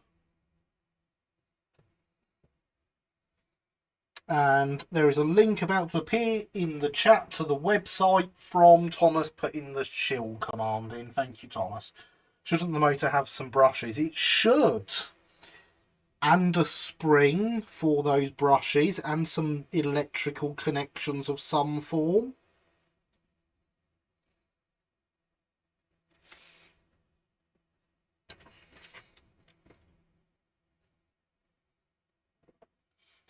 It's not a problem, Bob. Health and safety officers will not be pleased with you, Gary.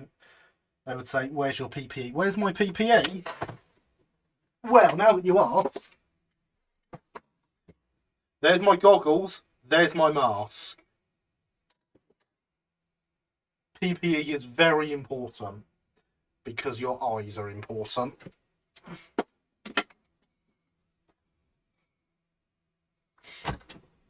And it is indeed. You are correct, Sophia. It is that time I ask what you are all up to this evening whilst watching me, because I do enjoy hearing what you've got on the go. Do you stock plastic weld at your shop? I do. And that is on the website. I know that's on there.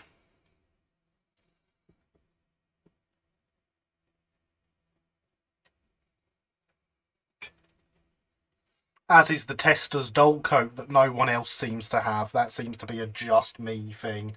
Just saying. I don't love very fit brush. Don't go through my hair and making it untidy. Oh dear.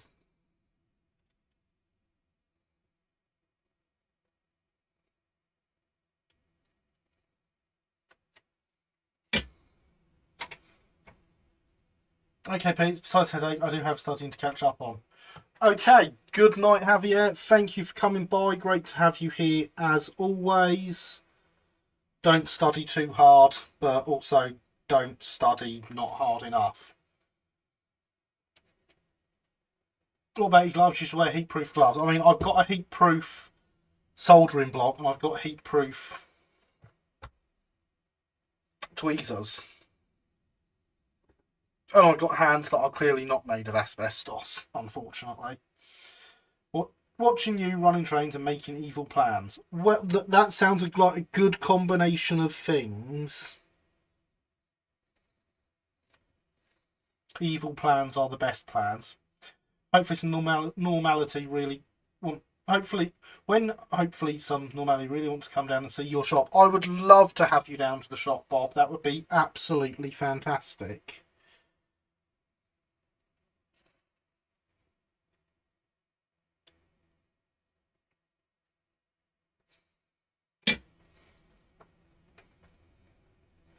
Good, I'll be potentially putting in an order at the weekend. Well, hey, fantastic. I'll make sure we get some more in.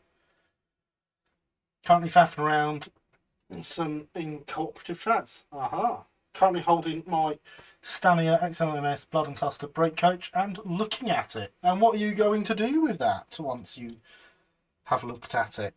Do tell. The bot wants you to remember hydration is important.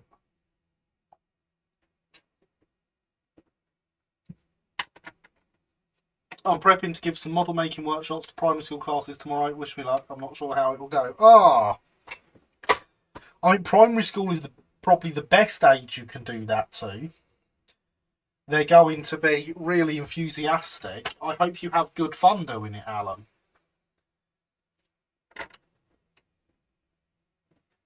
I did something like that for my boys' primary school. 3, maybe 4 years ago now. It's great. He just built his first carriage kit on his own without me actually helping at all. And he took it in to do show and tell, and we ended up doing a bit of a model making workshop. It was great fun. So yeah, good luck, and I hope it goes really well for you. Meant uncooperative tracks. Fair enough. He's making rice pudding at the moment. I mean, I can see why. Currently giving Paul advice on finding fittings for his 2 Bagnalls. Other than that, listening to lions led by donkeys. Well, hey. Okay, science question. If you kept catching your hand on the iron by accident, would it eventually numb to the surface neuron so you don't feel pain anymore? Eventually, I would expect so. You can certainly do it if you use soldering irons and electric belt sanders and all sorts to a digit temporarily. So yeah, I would expect so, but I wouldn't want to try because you'd probably cause yourself some permanent damage in the process. Been continuing to start up that Airfix signal box, tempted to put a ceiling in and run an LED strip to light it up. Do it, do it, do it, do it, do it, do it, do it, do it, do it, do it, do it. I think you should do it, Sophia, just in case you're wondering. You don't happen to also have any of the Life Colour Stone paint pack? Don't believe so. I do not believe so. Just watching this great video. Well, it's great to have you here watching. And I hope you are learning as much as you would like.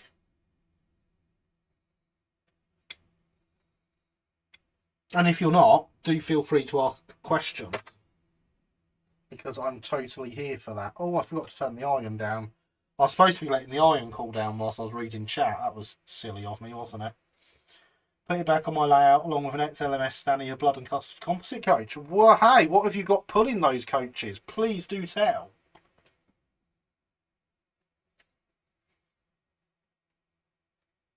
Never said I wanted to. It's just a genuine question I was curious about. Yeah, fair enough. You definitely don't want to though. Making me more want to get into real modelling. Excellent. Well, there is 34 months of these live streams for you to go back and watch. Now, this is episode 134. They've all been about 3 hours long, so that's 400-ish hours of live streams now. Wow, that's a lot.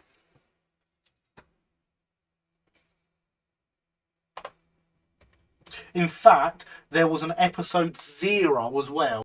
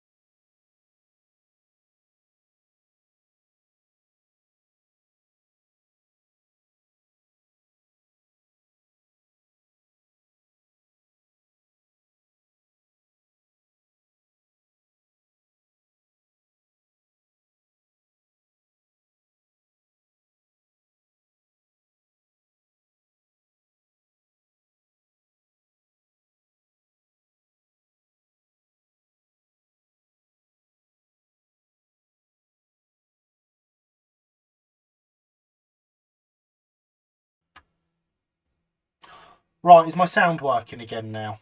Stupid Streamlabs.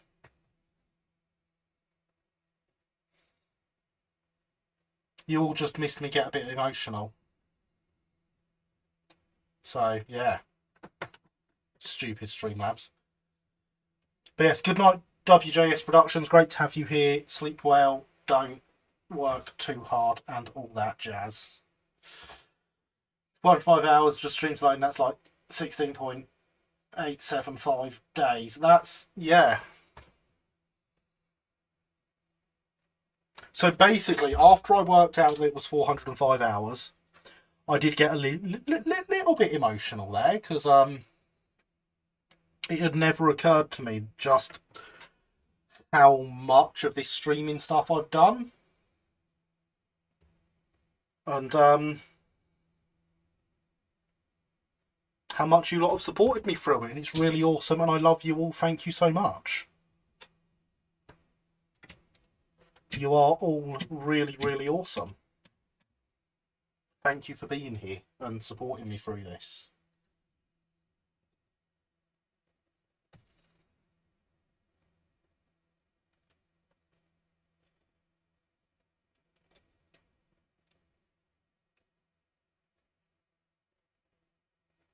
You could not even begin to understand how much it means to me that you've supported me through everything I've done on here. I'm just looking at your website. I bet you can hear the sea. If I go upstairs and look out the window, out the back of the shop, I can see it. We are basically on the seafront.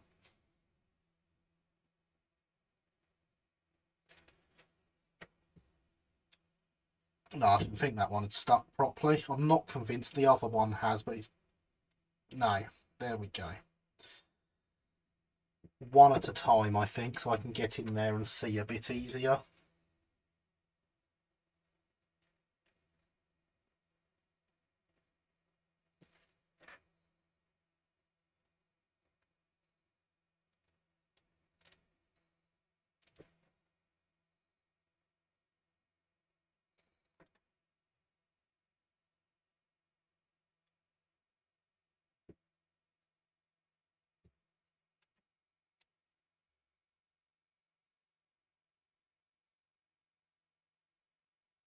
May teens have got loads of time to watch all your vids. Ah, excellent. So if you're getting into modelling now, 18, then by the time you're my age, you'll be significantly better than me.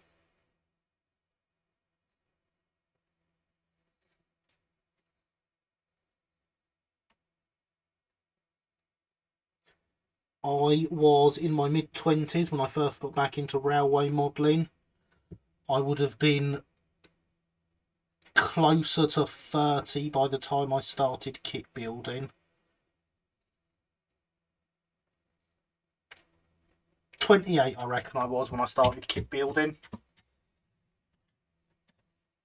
So you'd be significantly better than me. So I've been building the Metcalfe Signal Box interior. It's a bit fiddly with my nails. I can imagine it is.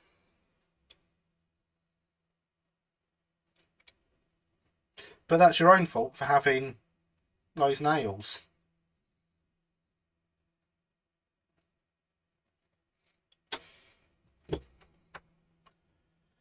Haven't seen or heard the sea since September 19.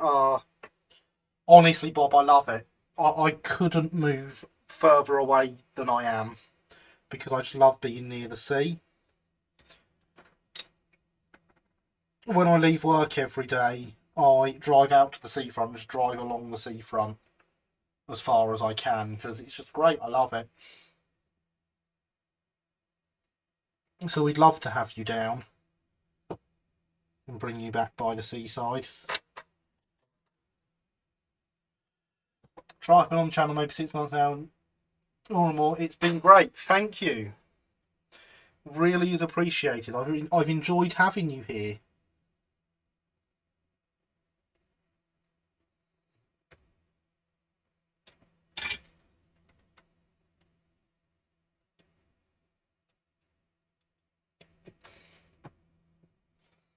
So it's nearly been a year now since, in fact, it may have actually been a year now since we moved into the recording studio.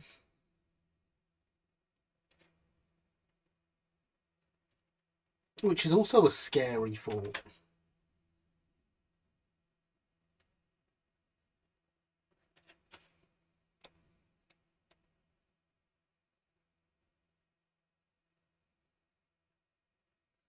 It's definitely possible.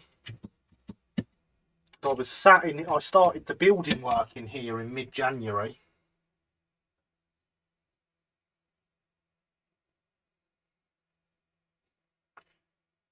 All in the practice. Indeed it is, Christopher. 110 miles from the coast here. Car. So I grew up about 1.5 miles from the sea. I now live about 10 miles from the sea. I couldn't move further away than that. I'd be too far inland. Reckon I could see the sea from the roof of my house during the daylight.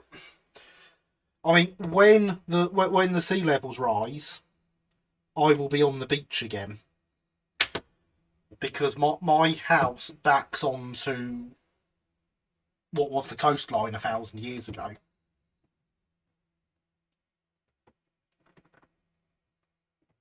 Because I live right next to the Pevensey levels. It's fantastic. If you moved any further, you'd be in the sea. If I moved in the other direction, I would have gone in the sea. Need to get out and see more steam. GCR and SVR would be more of a lifesaver for me than I really think I realised before. Well, you best get out and do that then, Christopher. Right now. Stop watching the stream and do that. Currently only have 2 Stania Blood and Cluster coaches. I plan to get 4 Airfix Stania Blood and Cluster coaches and 6 more Hornby Stania Blood and Cluster coaches. Well, you'll have plenty then if you get all those. That'll be quite an array of Stania coaches. So, next detail part of it is actually back to the loco now. That's all we're doing to the tender tonight, is those buffer shanks. Put that away. I only put that on for the photo, for the opening of stream earlier. We have on here the reverser linkage.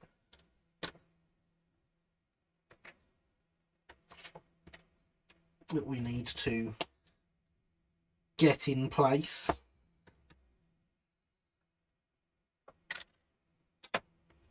And this is again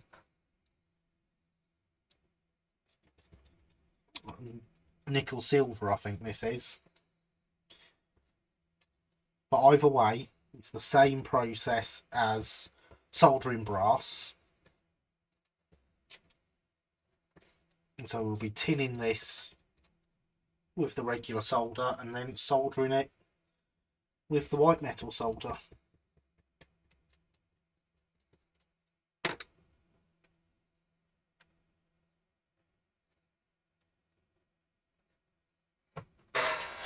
There's got a couple of bits to file down on it first though.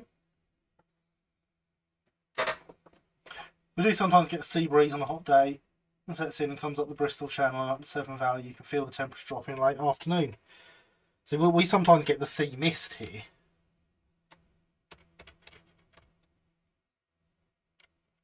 Which is a very wet, damp mist. The tracks are on this, and this thing is ready to head out in the snow tomorrow. Excellent. Excellent. I hope you have fun with it. What is the theme or era of your layout? So I have several layouts. In fact, I have 7 layouts. The main theme of my layouts is pre-grouping LB&SCR. They do not all meet that, and they meet various eras through that. So you will find videos on my channel to all the layouts, but even sat up above my head right now,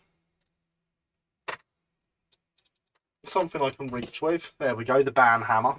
In this box is South Park Quarry. It is an Inglenook shunting layout. Officially it's pre-grouping, but it's industrial, and it's actually designed to be able to run on any era. And then sitting above that is Bright Helmstone, which is an engine shed layout set in the 1870s. which is an absolutely wonderful layout. It's only for taking photos on. It doesn't actually run. But yeah, it's 1870s, based around Brighton Works, because there was some photos taken there in 1870 that it's based on. You will find videos of both those layouts on the channel. I also have my main layout, Oak Hill, that the channel is named after, is Brighton LB&SCR layout sometime around 1905. It fluctuates a bit. The layout is mainly based 1905-ish, with some South Eastern and Chatham coming in as well, but it stretches either way slightly. And then there is my exhibition layout, Hailsham, that I've not been able to work on for some time now, which is, again, LB&SCR, set 1912.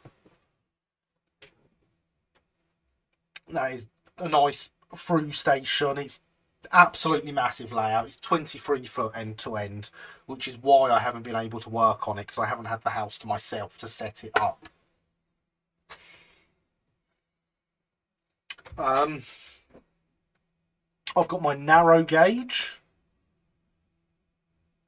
which is set in 1915 in the Brighton area. It's a real proposed plan that never got built that I've adapted my history for.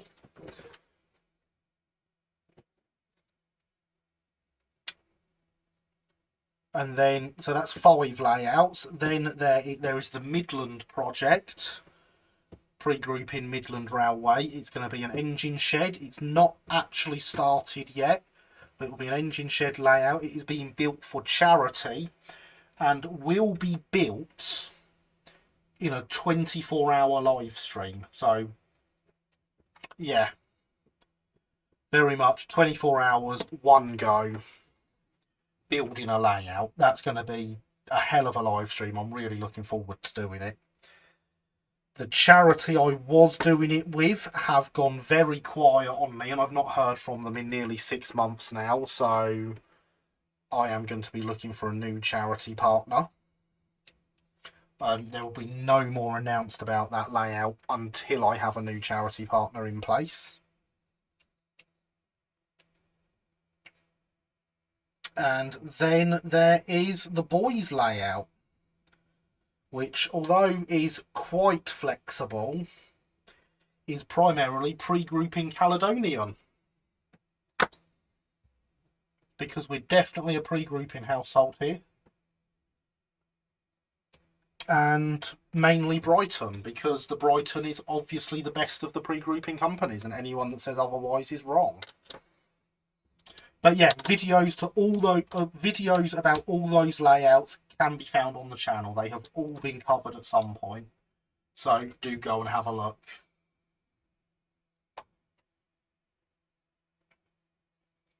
Right, now I'm through that, I can catch up with chat. But first, hydration is important.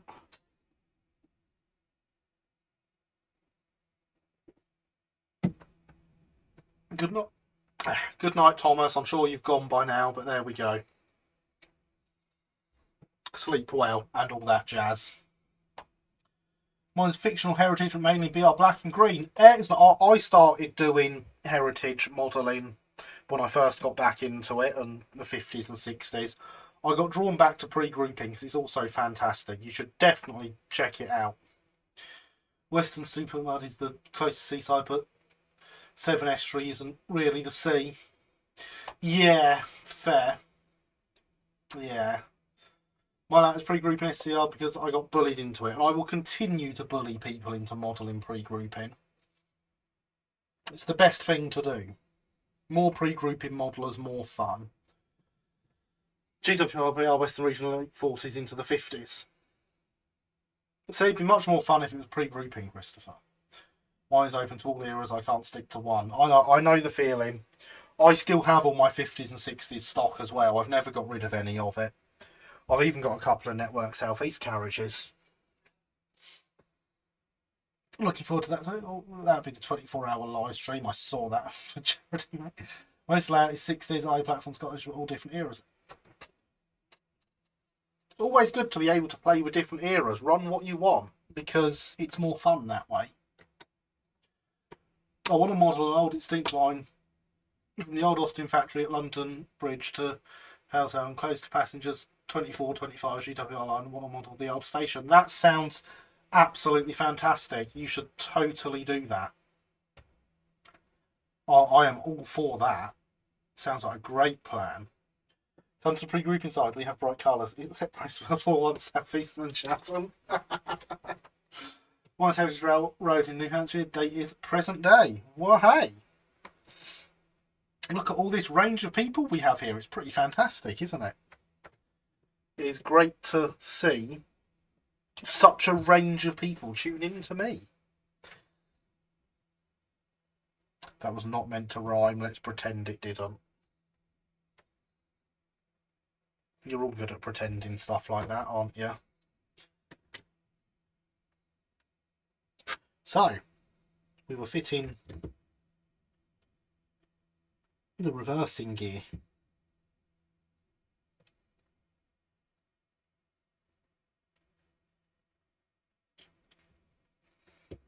Which wants to sit.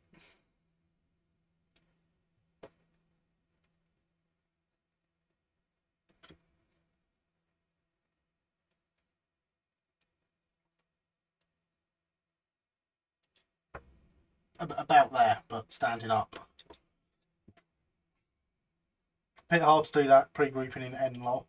Well, you know, you're wrong to do N. You should do double O. But I think it's probably really easy to do in N because then no one can see it and tell you you're wrong. So if anything, it's easier and you've got less excuse.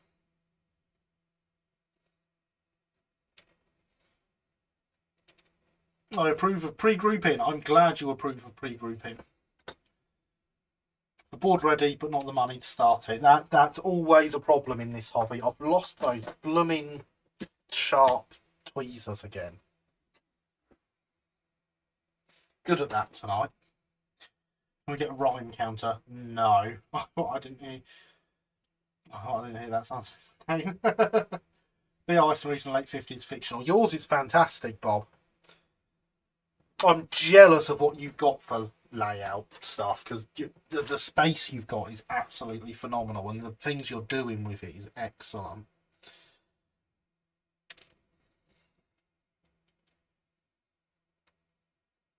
I wish I could have a layout like Cambrian Street.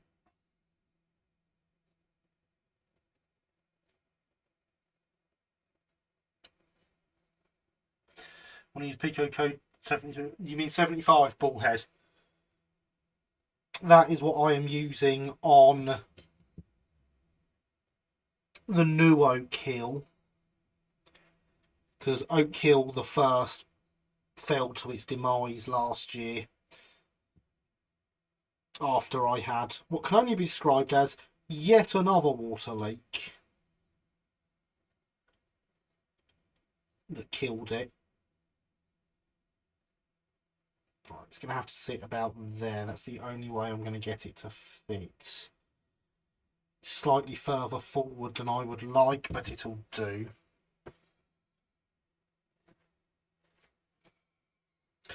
Eventually I will get my layout built, but I need to wait for Pico to have some bullhead points in stock, you see. Because I keep ordering them for me at the shop and they never arrive. Pre-grouping then is difficult, but you need to be clever about it. For example, Halen Island with the engaged Apple Terrier would be straightforward enough. It would indeed. You are quite correct there, Alan. See, Christopher, the answer to engage is pre-grouping Brighton. More LB&SCR, that's the answer.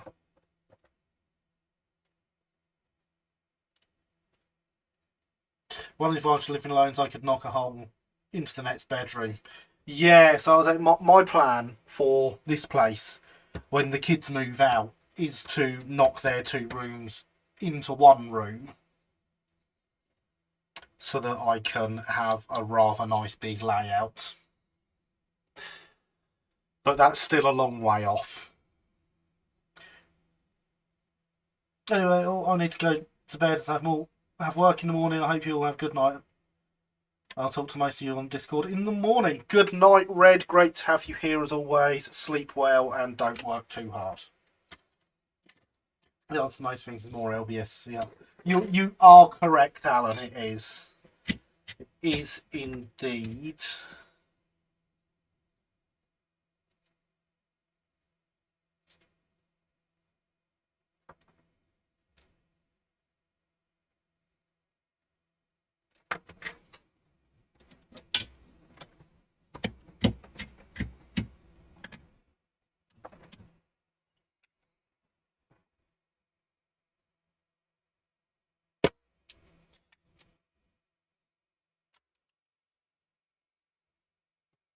No dice, I'm afraid. GWR here.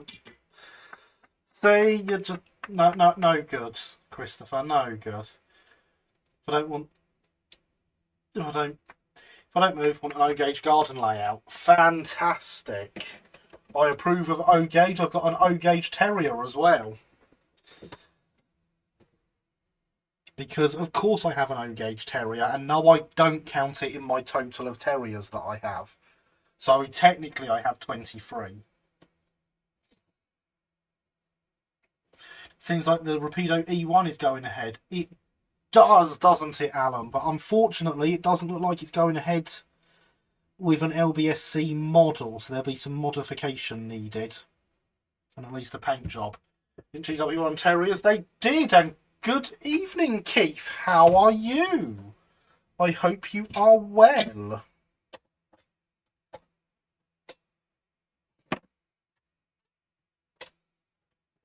It's good to see you here.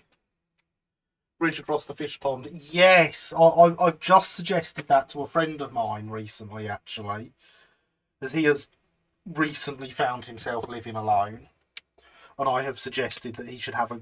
Well, we've joked for years that he should have a garden railway, and he couldn't. But I said, you know, now that you can, garden railway, nice suspension bridge across the fish pond. I think it's a great idea.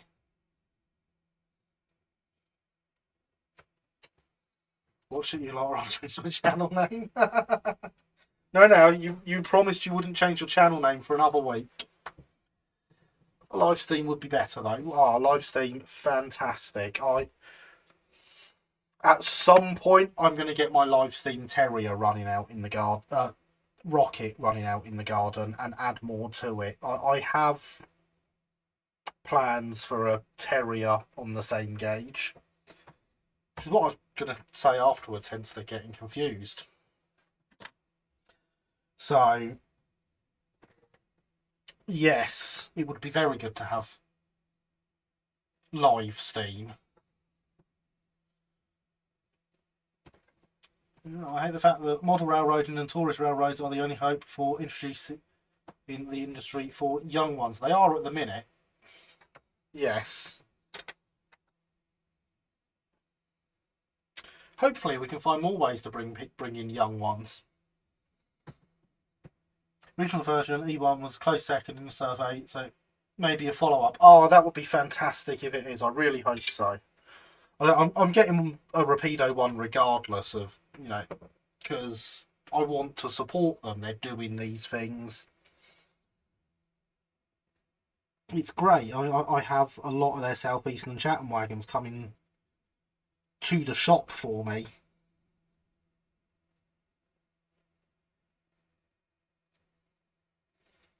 I've got about £300 worth coming for myself. Never mind all the others.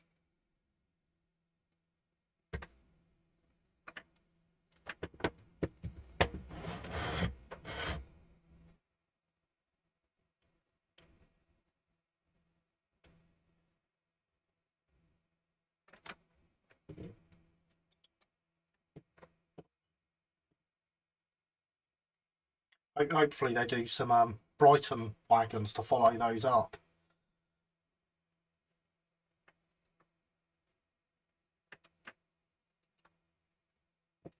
Because whilst I have a fair few now, Some nice ready-to-run ones that I could just buy and add to the fleet would be fantastic.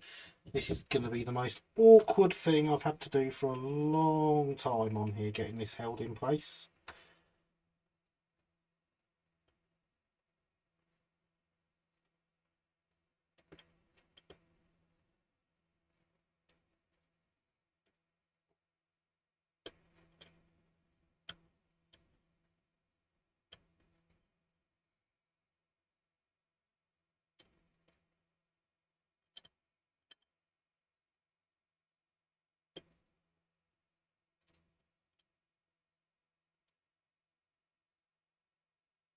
There we go, that's stuck at that end. That was not fun. You have to turn in, stay safe, have a great week. Take care too. Good night, Bob. Great to have you here as always, and I look forward to seeing you next week. And some more progress on your retaining wall in the meantime. Have you ever seen a Midland Railway Johnson 060 kit in 00? Yes, but they're really rare.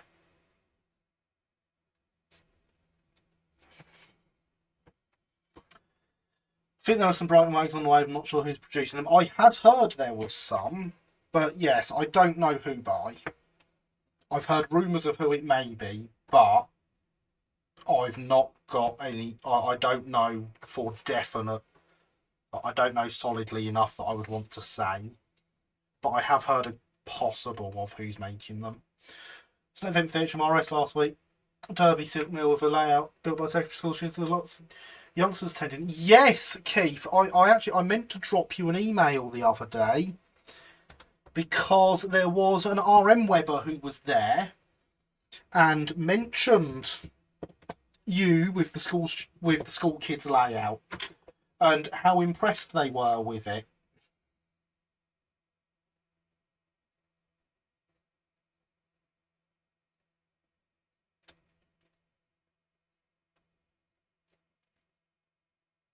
But like with most things at the moment, time and such got away from me and I never managed to get that email out to you. Because I did take a screenshot of the post so you could see it.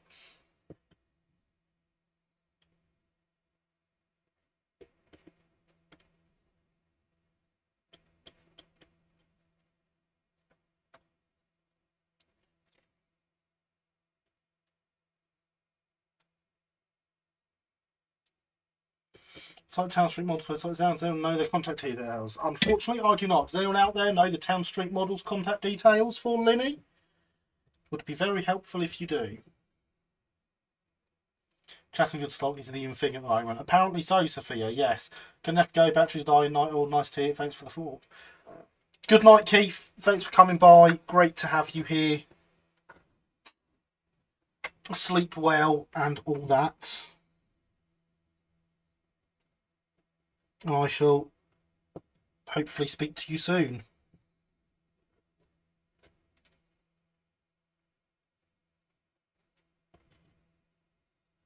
Clean off some of that excess flux that's got in around on those corners. But there we are, we have a reversing lever now. It's all starting to come together. On the 31st May, I'm going to do a video to celebrate my channel's birthday. I started the channel on 31st May 2020. Fantastic! We are going to have a birthday live stream for the channel on the 20th of March. I think it's the 20th is the Sunday that week. Because the 17th of March is exactly 3 years from when I started doing live streams. So the 20th being the closest Sunday seems the right time to do it. Right then, next step, handrails. Luckily, I've got plenty of handrail knobs because this kit comes with plastic ones, and I can't say I'm a fan of plastic ones. So I've got lots and lots of Phoenix and rail knobs and punching the camera. There we go. It's been a while, hasn't it? No, I did it earlier tonight. You're right. So Phoenix and rail knobs.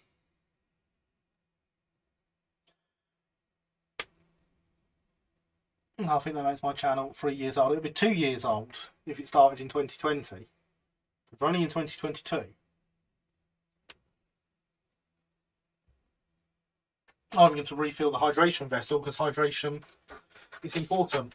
I expect a terrier-shaped cake for the channel's birthday. Oh my god, you should have seen my birthday cake for what would it have been?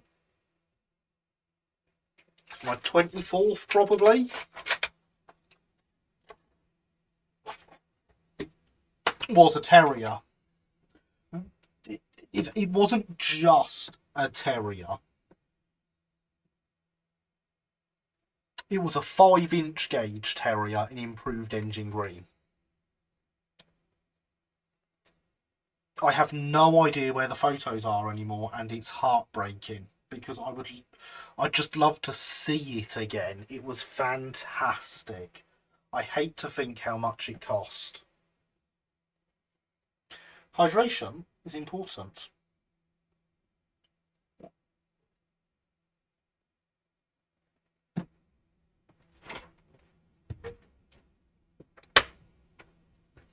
The channel doesn't get one though. Improved icing cream. Oh. But yeah, there's a hard drive somewhere around in my house that has those photos on it, and I wish I knew where it was because it was great. Oh yeah, teaser. Oh yeah, teaser. I think it's the old age. I'm 17, nearly 18. Oh god, practically drawing a pension there. Right, so handrail knobs. That's what we were doing. Where's me? No, not that one. Where's me other Archimedes drill? Yeah, this one. This is going to be too big now, this one, isn't it? Yes.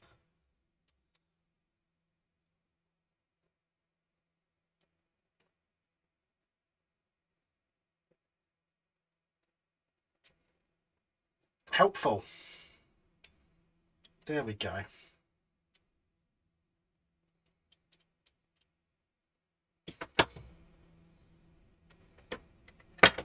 Surely 2020 counts 2 years as it went on for so long.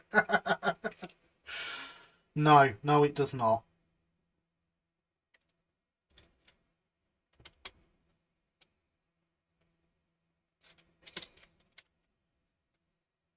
I reckon we want this one.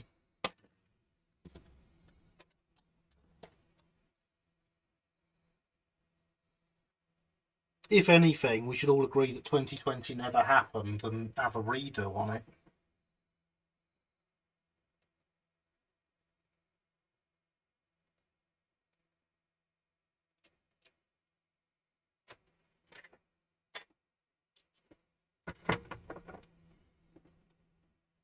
And 2021 for that matter.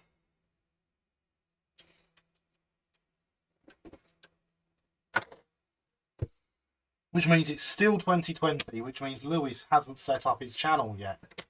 That's a bit weird.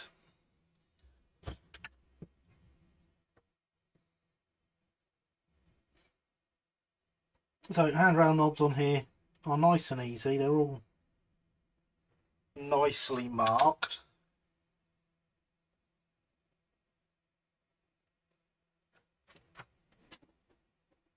I just need to check my photo. The instructions and the body don't agree with each other here, so I want to check which one is right.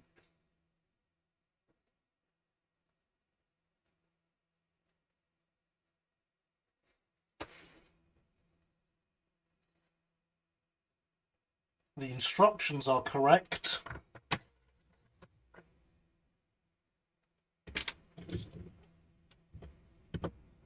But only sort of.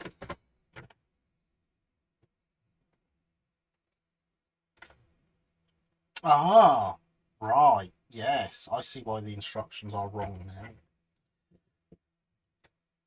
Let's check that one's in the right place.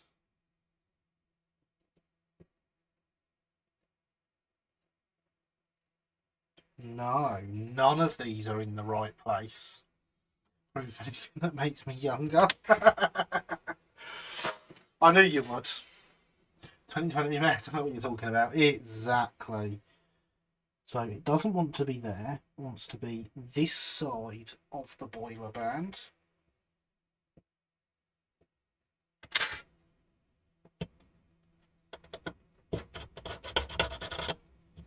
Yep, just like that. That's way too big now. It doesn't want to be either side of the smoke box. It wants to be in the middle of the smoke box.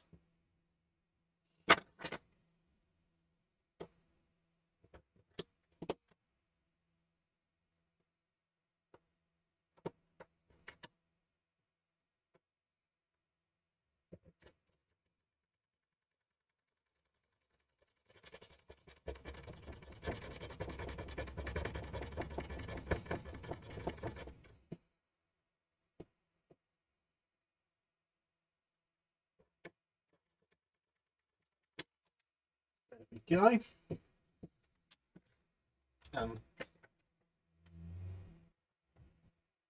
This one doesn't want to be here, it wants to be here.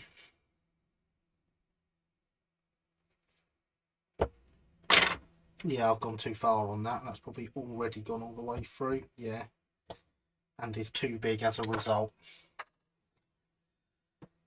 So they are all in the wrong place on the model.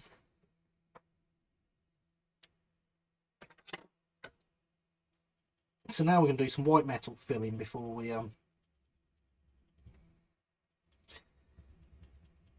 put the handrail knobs in.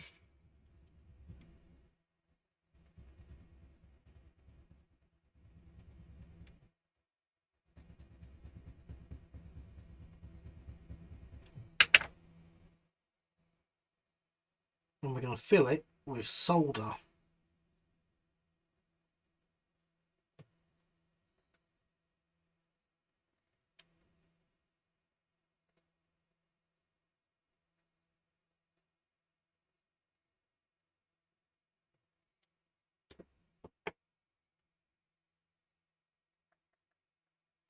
Email sent about that body kit. Excellent. That will remind me to check it out on Tuesday.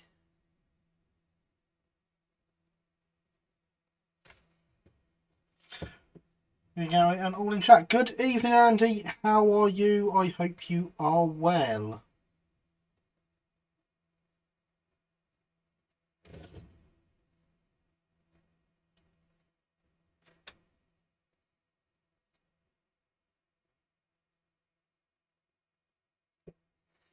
No, it doesn't work if you don't go in the hole, solder. That's literally what you're here for.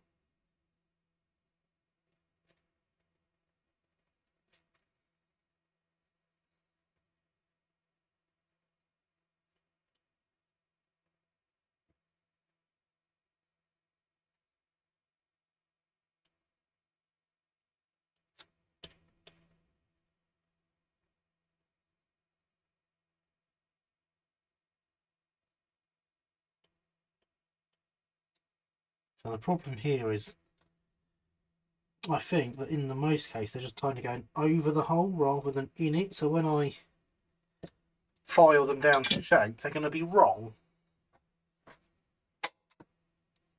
Trying to ride in an Amtrak back from 2 dates show that held join a blizzard. I am glad you have found a way back. Would the iron melt the body? So this is something that you do need to worry about in white metal. Piece of sprue, please. There we go. You've got a safety valve on you, so let's take that off, and then we've just got a clear bit of sprue.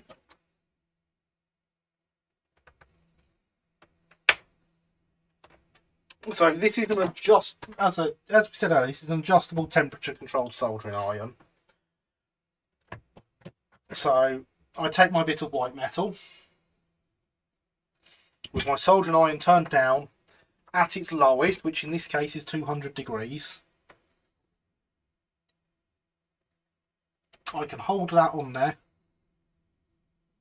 and I'm perfectly alright. If, however, I turn the iron up and have it at the temperature that I would use for brass, which of course it is, I have been doing, and we've been having our pauses as we've heated and cooled the soldering iron down, up and down.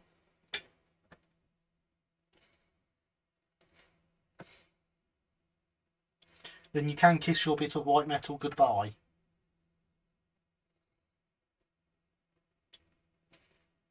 So I no longer have a white metal bit of sprue there. I have a puddle.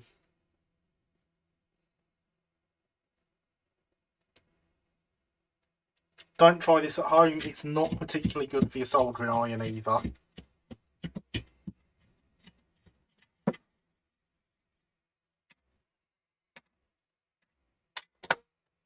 But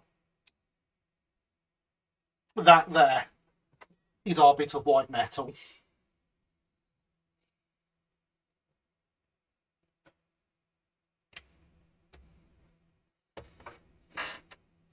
Like butter, exactly. So if you get a good temperature controlled soldering iron, keep it turned down, you're absolutely fine.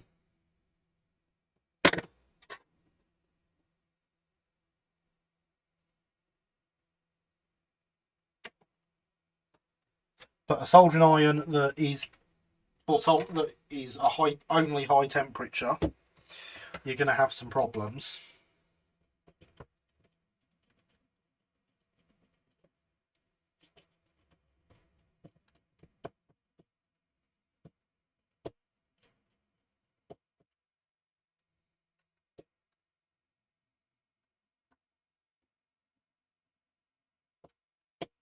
So now that we've filled all those holes that we don't want,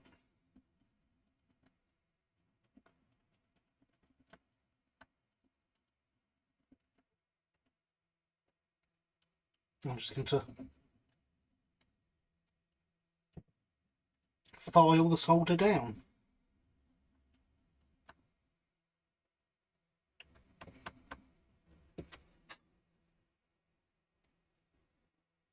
And occasionally have to stop to clean the file up a bit.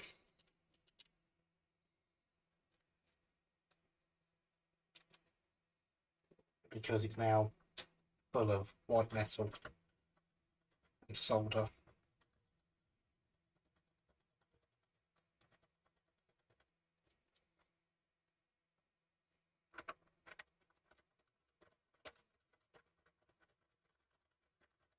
But I don't want to go through half a dozen files.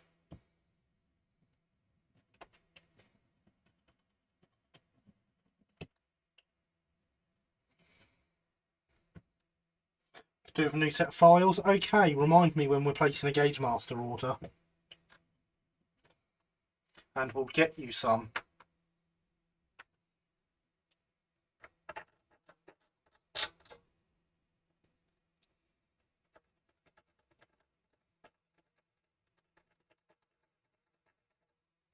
That is obviously assuming I don't do it before you turn up.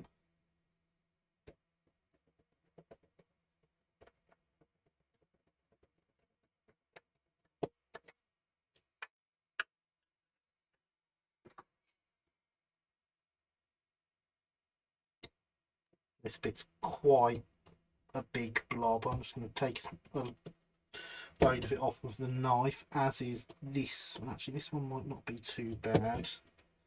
No, that one's probably alright.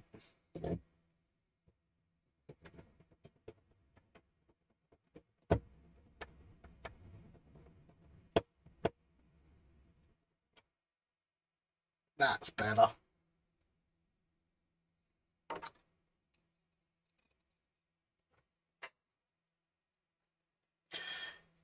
I need to use some kind of Burlife type of file. I do, you are correct.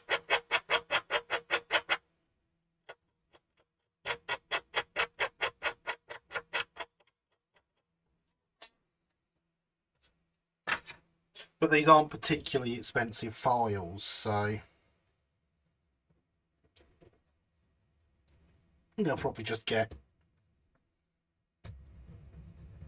abused like this, occasionally scraped clean and then thrown out. So there we go. We now have our holes ready for our handrail knobs. Never spend my money for me before I get to the shop. Never, ever, ever. I was more thinking I might forget to order them if I do the order before you get to the shop, actually.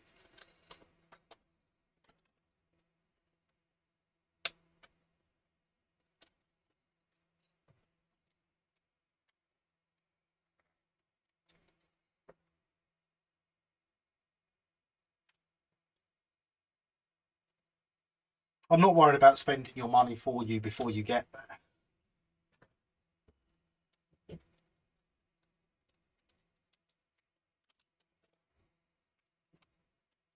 And let's face it, you wanted that wagon.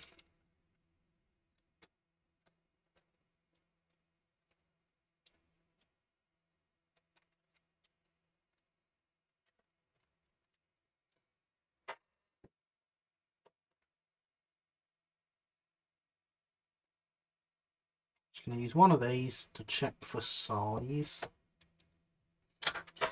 This isn't the ideal thing to hold them with for that.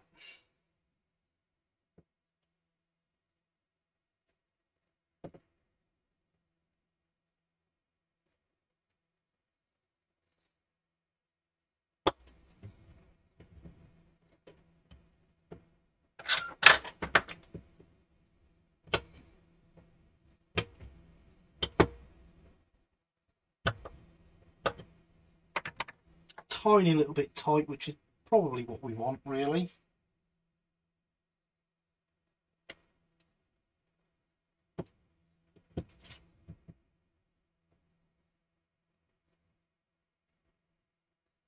Yeah, that's fine.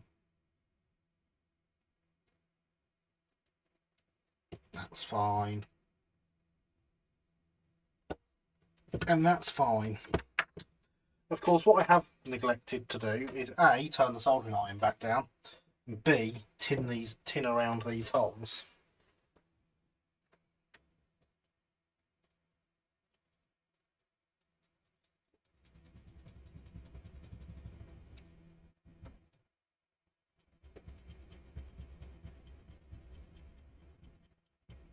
So looking at how this is going as a build, paint and electrics next week probably, or at least paint. Looking on Amazon, there's an iron for £29 as low as 90 Celsius to 480 with 2 movable arms, hold things and multiple tips. I mean, that sounds good. So mine varies from 200 to 480 Celsius. I don't know what it cost because it was a gift, but was very much appreciated. Yes, there we go. How many watts, as Linny says? Linny is much better at these things than me.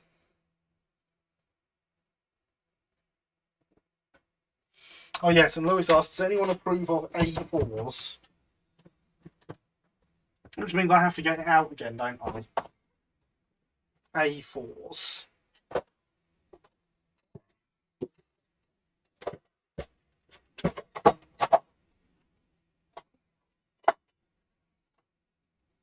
So I'm assuming you haven't seen this, Lewis, if you're asking that question. It's my 7mm A4 that stalled many, many years ago. One day I might get round to finishing it. She's a big beast.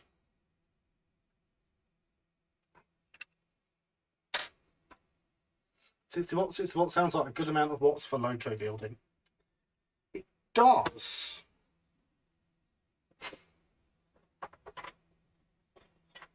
Wow, I love that.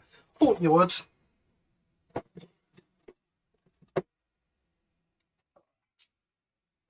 And back away it goes onto the workbench. in the corner of the room, where it shall wait until someone asks about A4s again. Stream project when I want to do it. The problem is that build so far predates me using soldering white metal.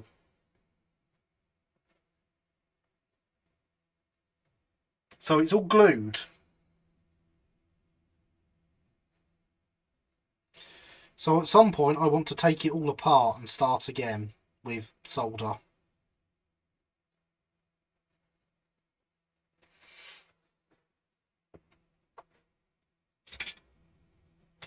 By A4.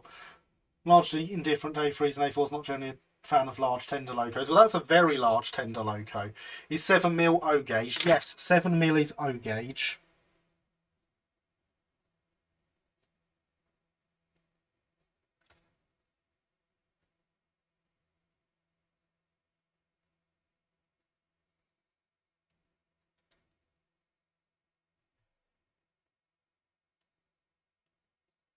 And it's much easier to get a A4 in O gauge than it was when I got that kit, because there's ready to run ones now.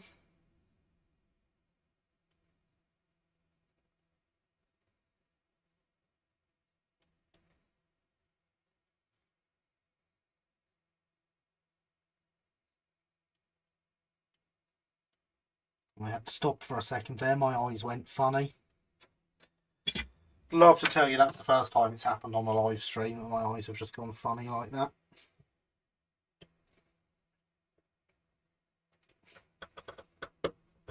God, it's not often the hole feels enough that I have to take the drill back to it. Like properly.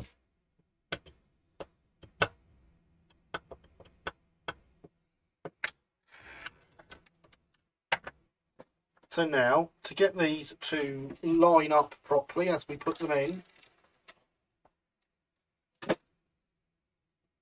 we take our bit of brass wire,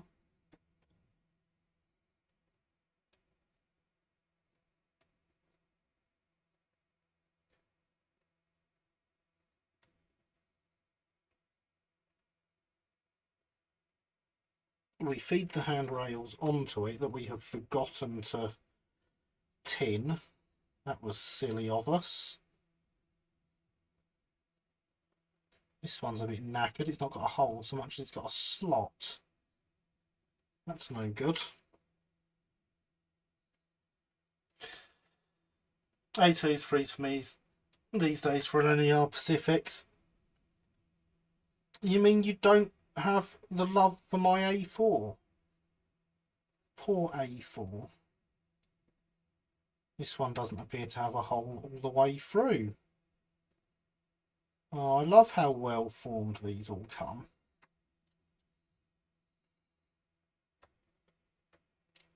And 1 out of 3 is bad. Patterns make them. They do indeed. Patterns was at the train show I just left. Really? A long way for them to go.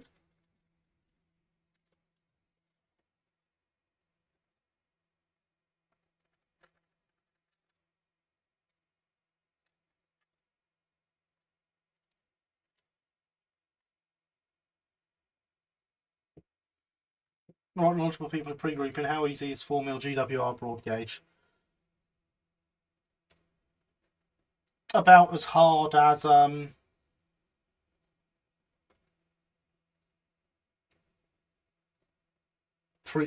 fact, probably harder than pre-grouping N-gauge, Christopher. Now that you mention it. There we go, they all fit.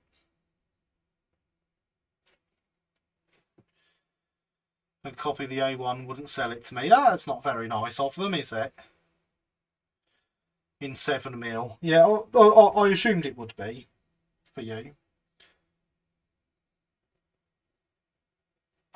So this Game Railway Mania's excellent podcast. Fair. It is an excellent podcast. Those of you that don't know the Railway Mania podcast should definitely check it out.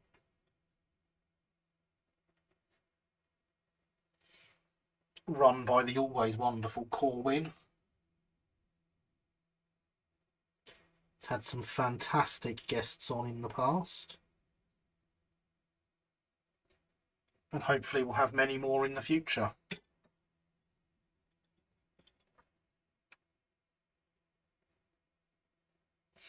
Oh yeah, right. That's what. So that's why I'd left the iron turned up, and now it's all turned down.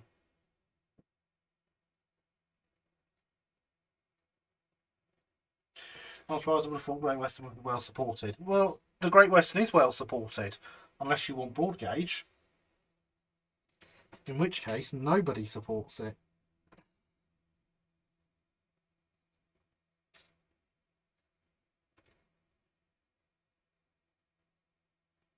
I don't know that that statement is true. It might not be.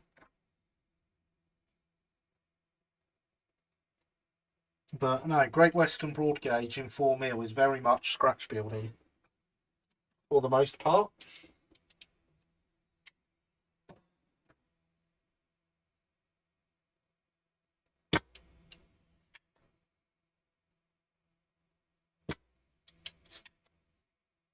Way too much solder on this one. There we go.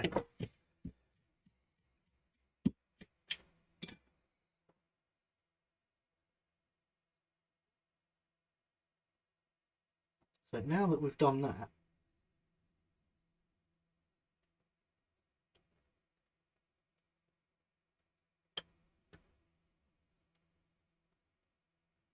we can press all these into their holes with the wire sticking through them, which means we know they are all facing the right direction.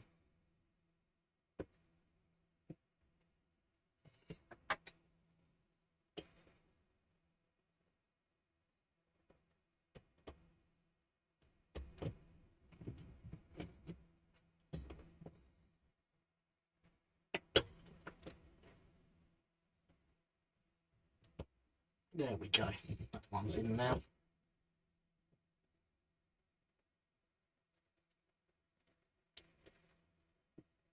So there we go. They are all in and facing the right direction now.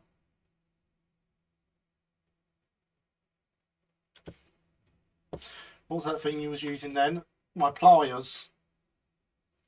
I was just using the pliers to grip them and put some force on to get them in the hole properly. And I forgot to turn the iron down again, because now I want the iron turned down so I can put some solder on the white metal. Doing well here, aren't I, with that soldering iron? Hydration is important, everyone.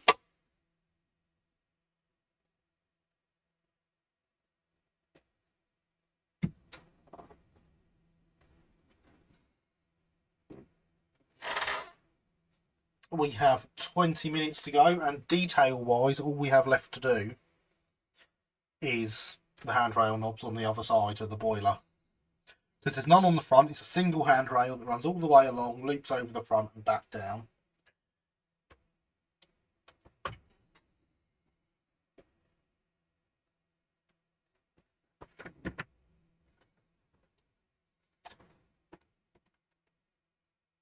So can we do that in 20 minutes? No, when you were soldering iron. Oh, this, aha, right. This is a solder sucker. So what this does is it removes solder. If I got something I can put a blob of solder on. There's my anvil. Blob of solder on the side of the anvil.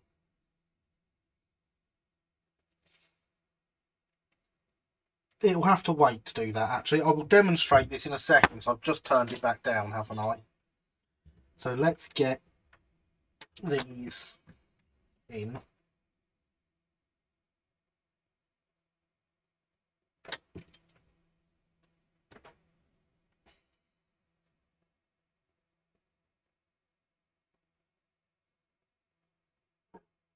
Genuinely forgot I'd had to use the sucker.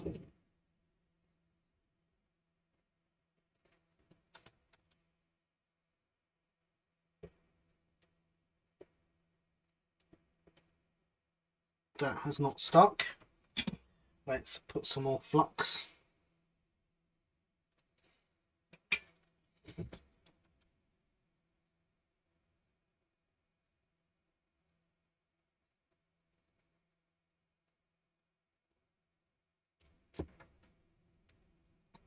That has stuck.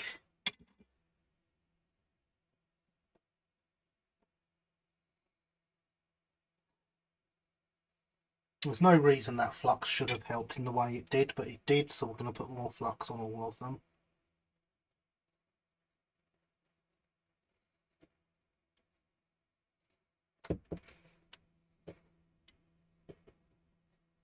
There we go, that is those all stuck. So, turn the iron back up. We can remove that now, because they're all stuck the right way round.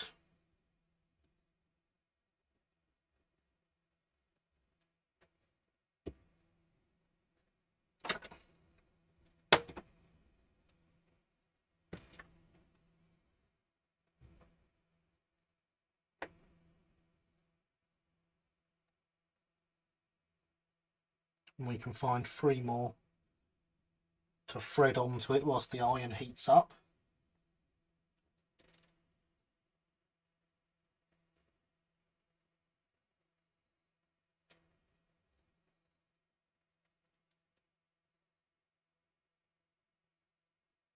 There we go, right, so now the iron is hot.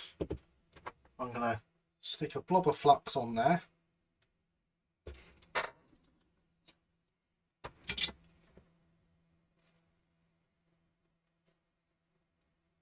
Your brass, you've been cleaned. You should take solder. There we go. So now, there's a big blob of solder on my anvil. I don't want a big blob of solder on my anvil. So I melt the solder. I come in with this and press the button on here. And it sucks up the liquid solder.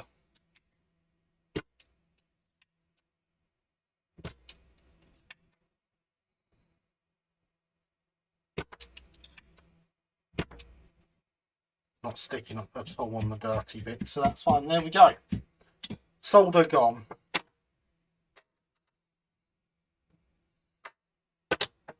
It wouldn't normally get it quite that clean, but it didn't stick very well. I'm not sure if you can see, there's still a tiny bit of solder in the middle there. Like, it's essentially just a silvering on the surface where it had stuck.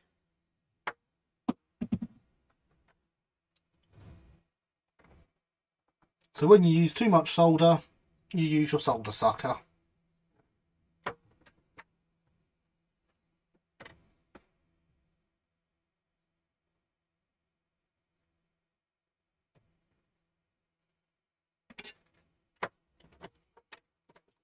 My standard for number 75006 is currently in temporary retirement. Is currently having a well served result ready for tomorrow, where she's going to do a breakdown service. Excellent. Fantastic.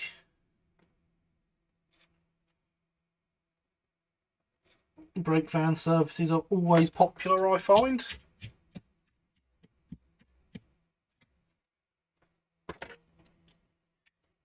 So now there's too much on this end one.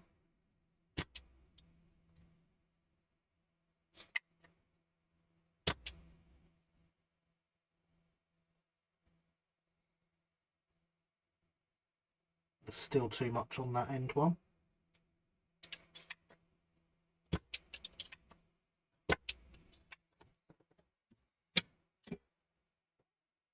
There we go. So now we need to get the new holes into this. One of them goes here. The rest is what I meant, not result. I thought that was what you meant. You're okay. One of them goes here. And one of them goes here.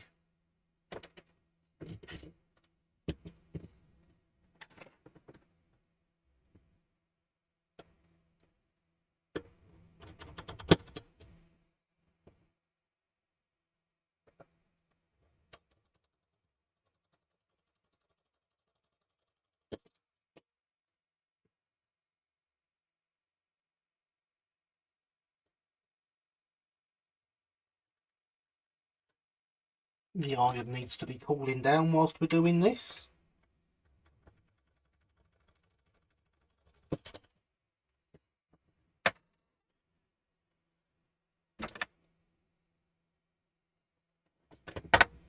$10, well, 13 minutes-ish.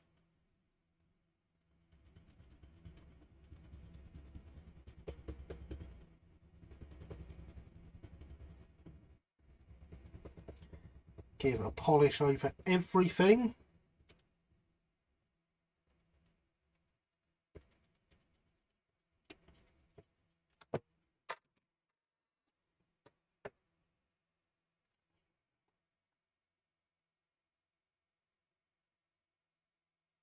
Get a bit of flux over everything, see if we can't tin this up and fill these holes at the same time.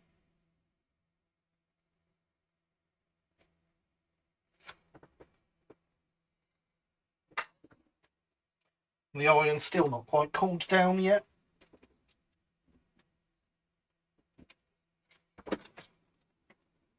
Darn soldering iron. Thoroughly enjoyed the live stream. Thank you so much for the amazing live stream, Gary. Thank you for coming, Lewis. It's great to have you here as always. I do very much appreciate it. 11 minutes to go.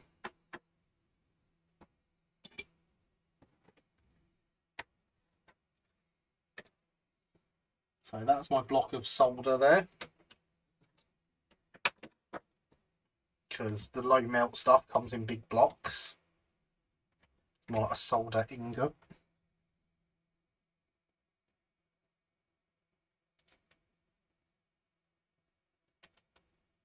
And that's the hole we want to fill.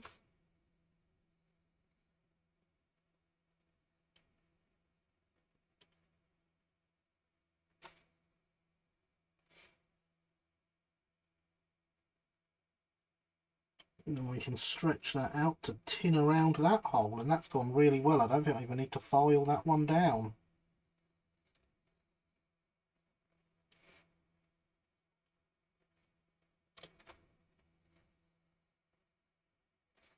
So again here, this is the hole I want to fill. I had it for a second there and it was really nice. There we go. Then we just want to tin around this one.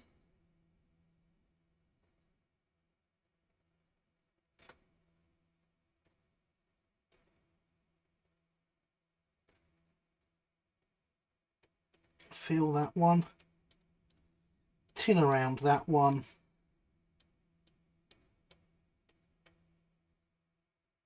And fill that one.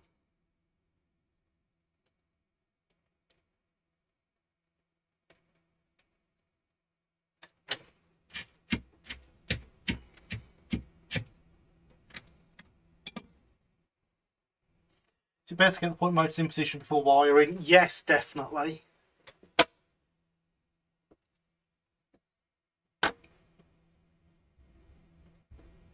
So that's all that done. Where's that drill gone again? So I can poke it through the holes. There it is.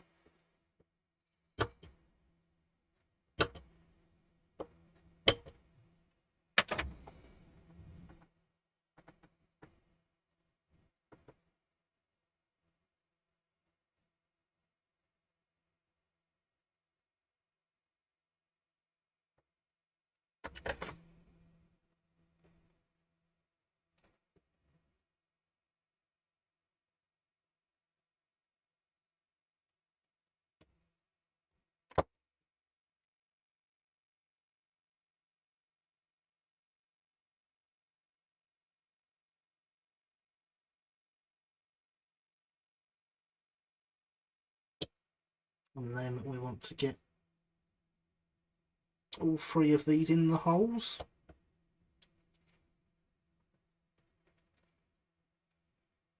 Clearly not as keen as the ones on the other side were.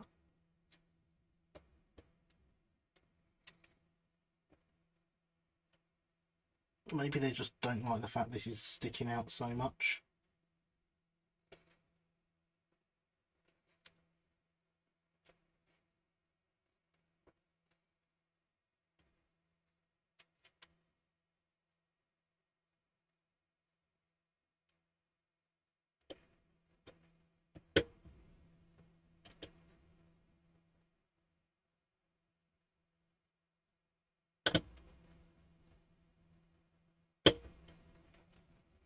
It's nearly there. First of all, going to hit me, would you do it that way? We did indeed, you are correct.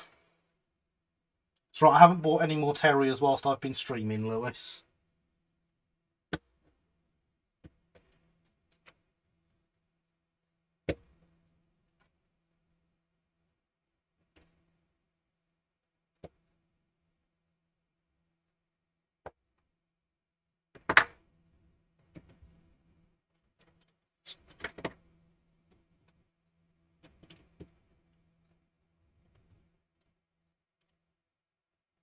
There we go. In. And flux. And flux.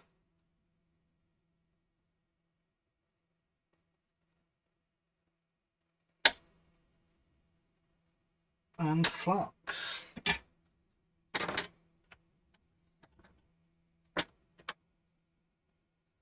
6 minutes to go.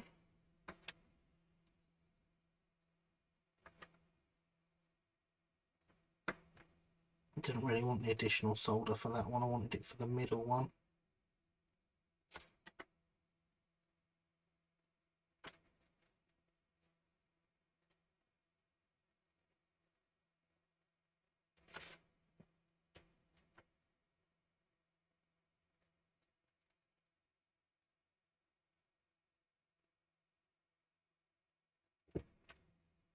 And there we go, that is them all added. I'm going to turn the soldering iron off.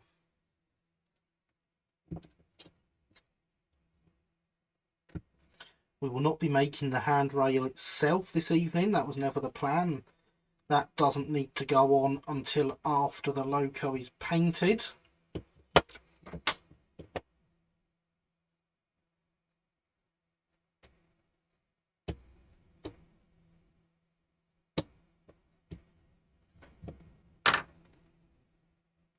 Where did I put that file? Don't tell me I actually put it away. No, but this one will do.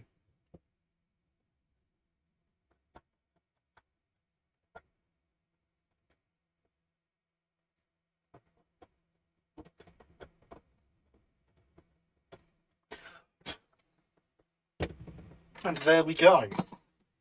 Done.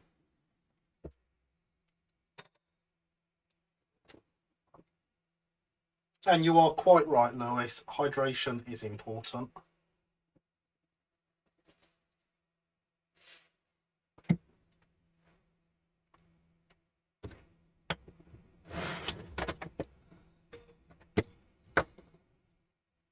So now we can put the loco back together.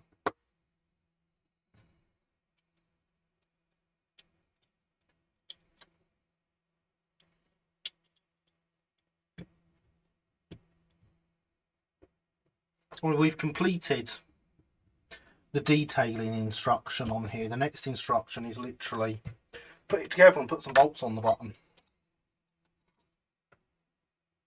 So let's do that. Love Stepping Terrier and Fenchurch Terrier. They are great. I love all terriers. That's why I have 22 of them in double O.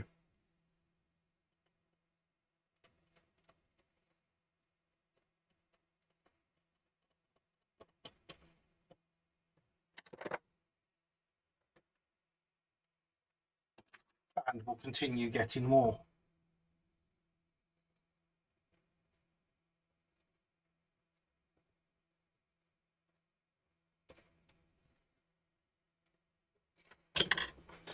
So we want another nut out of here.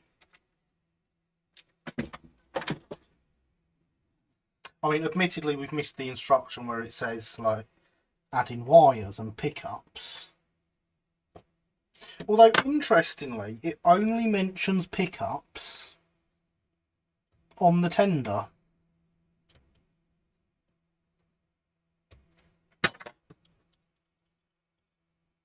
But there we go.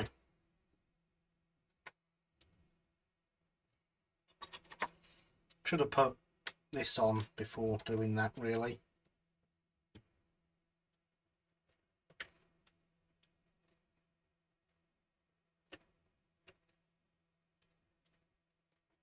It won't be so easy for it to fall off now. There's a step in the way. Do you have 28 terriers to go? I do indeed.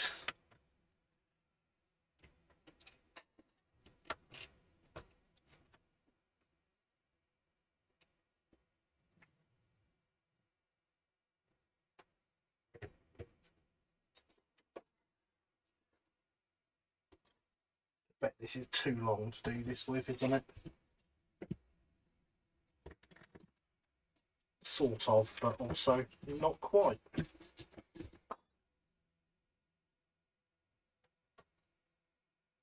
There we are.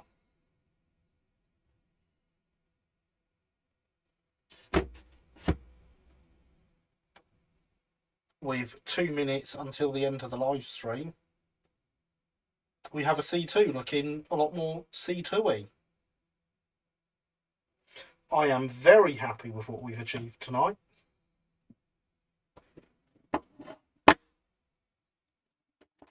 Fall over, hold it up. No, not enough to hold it up. Darn.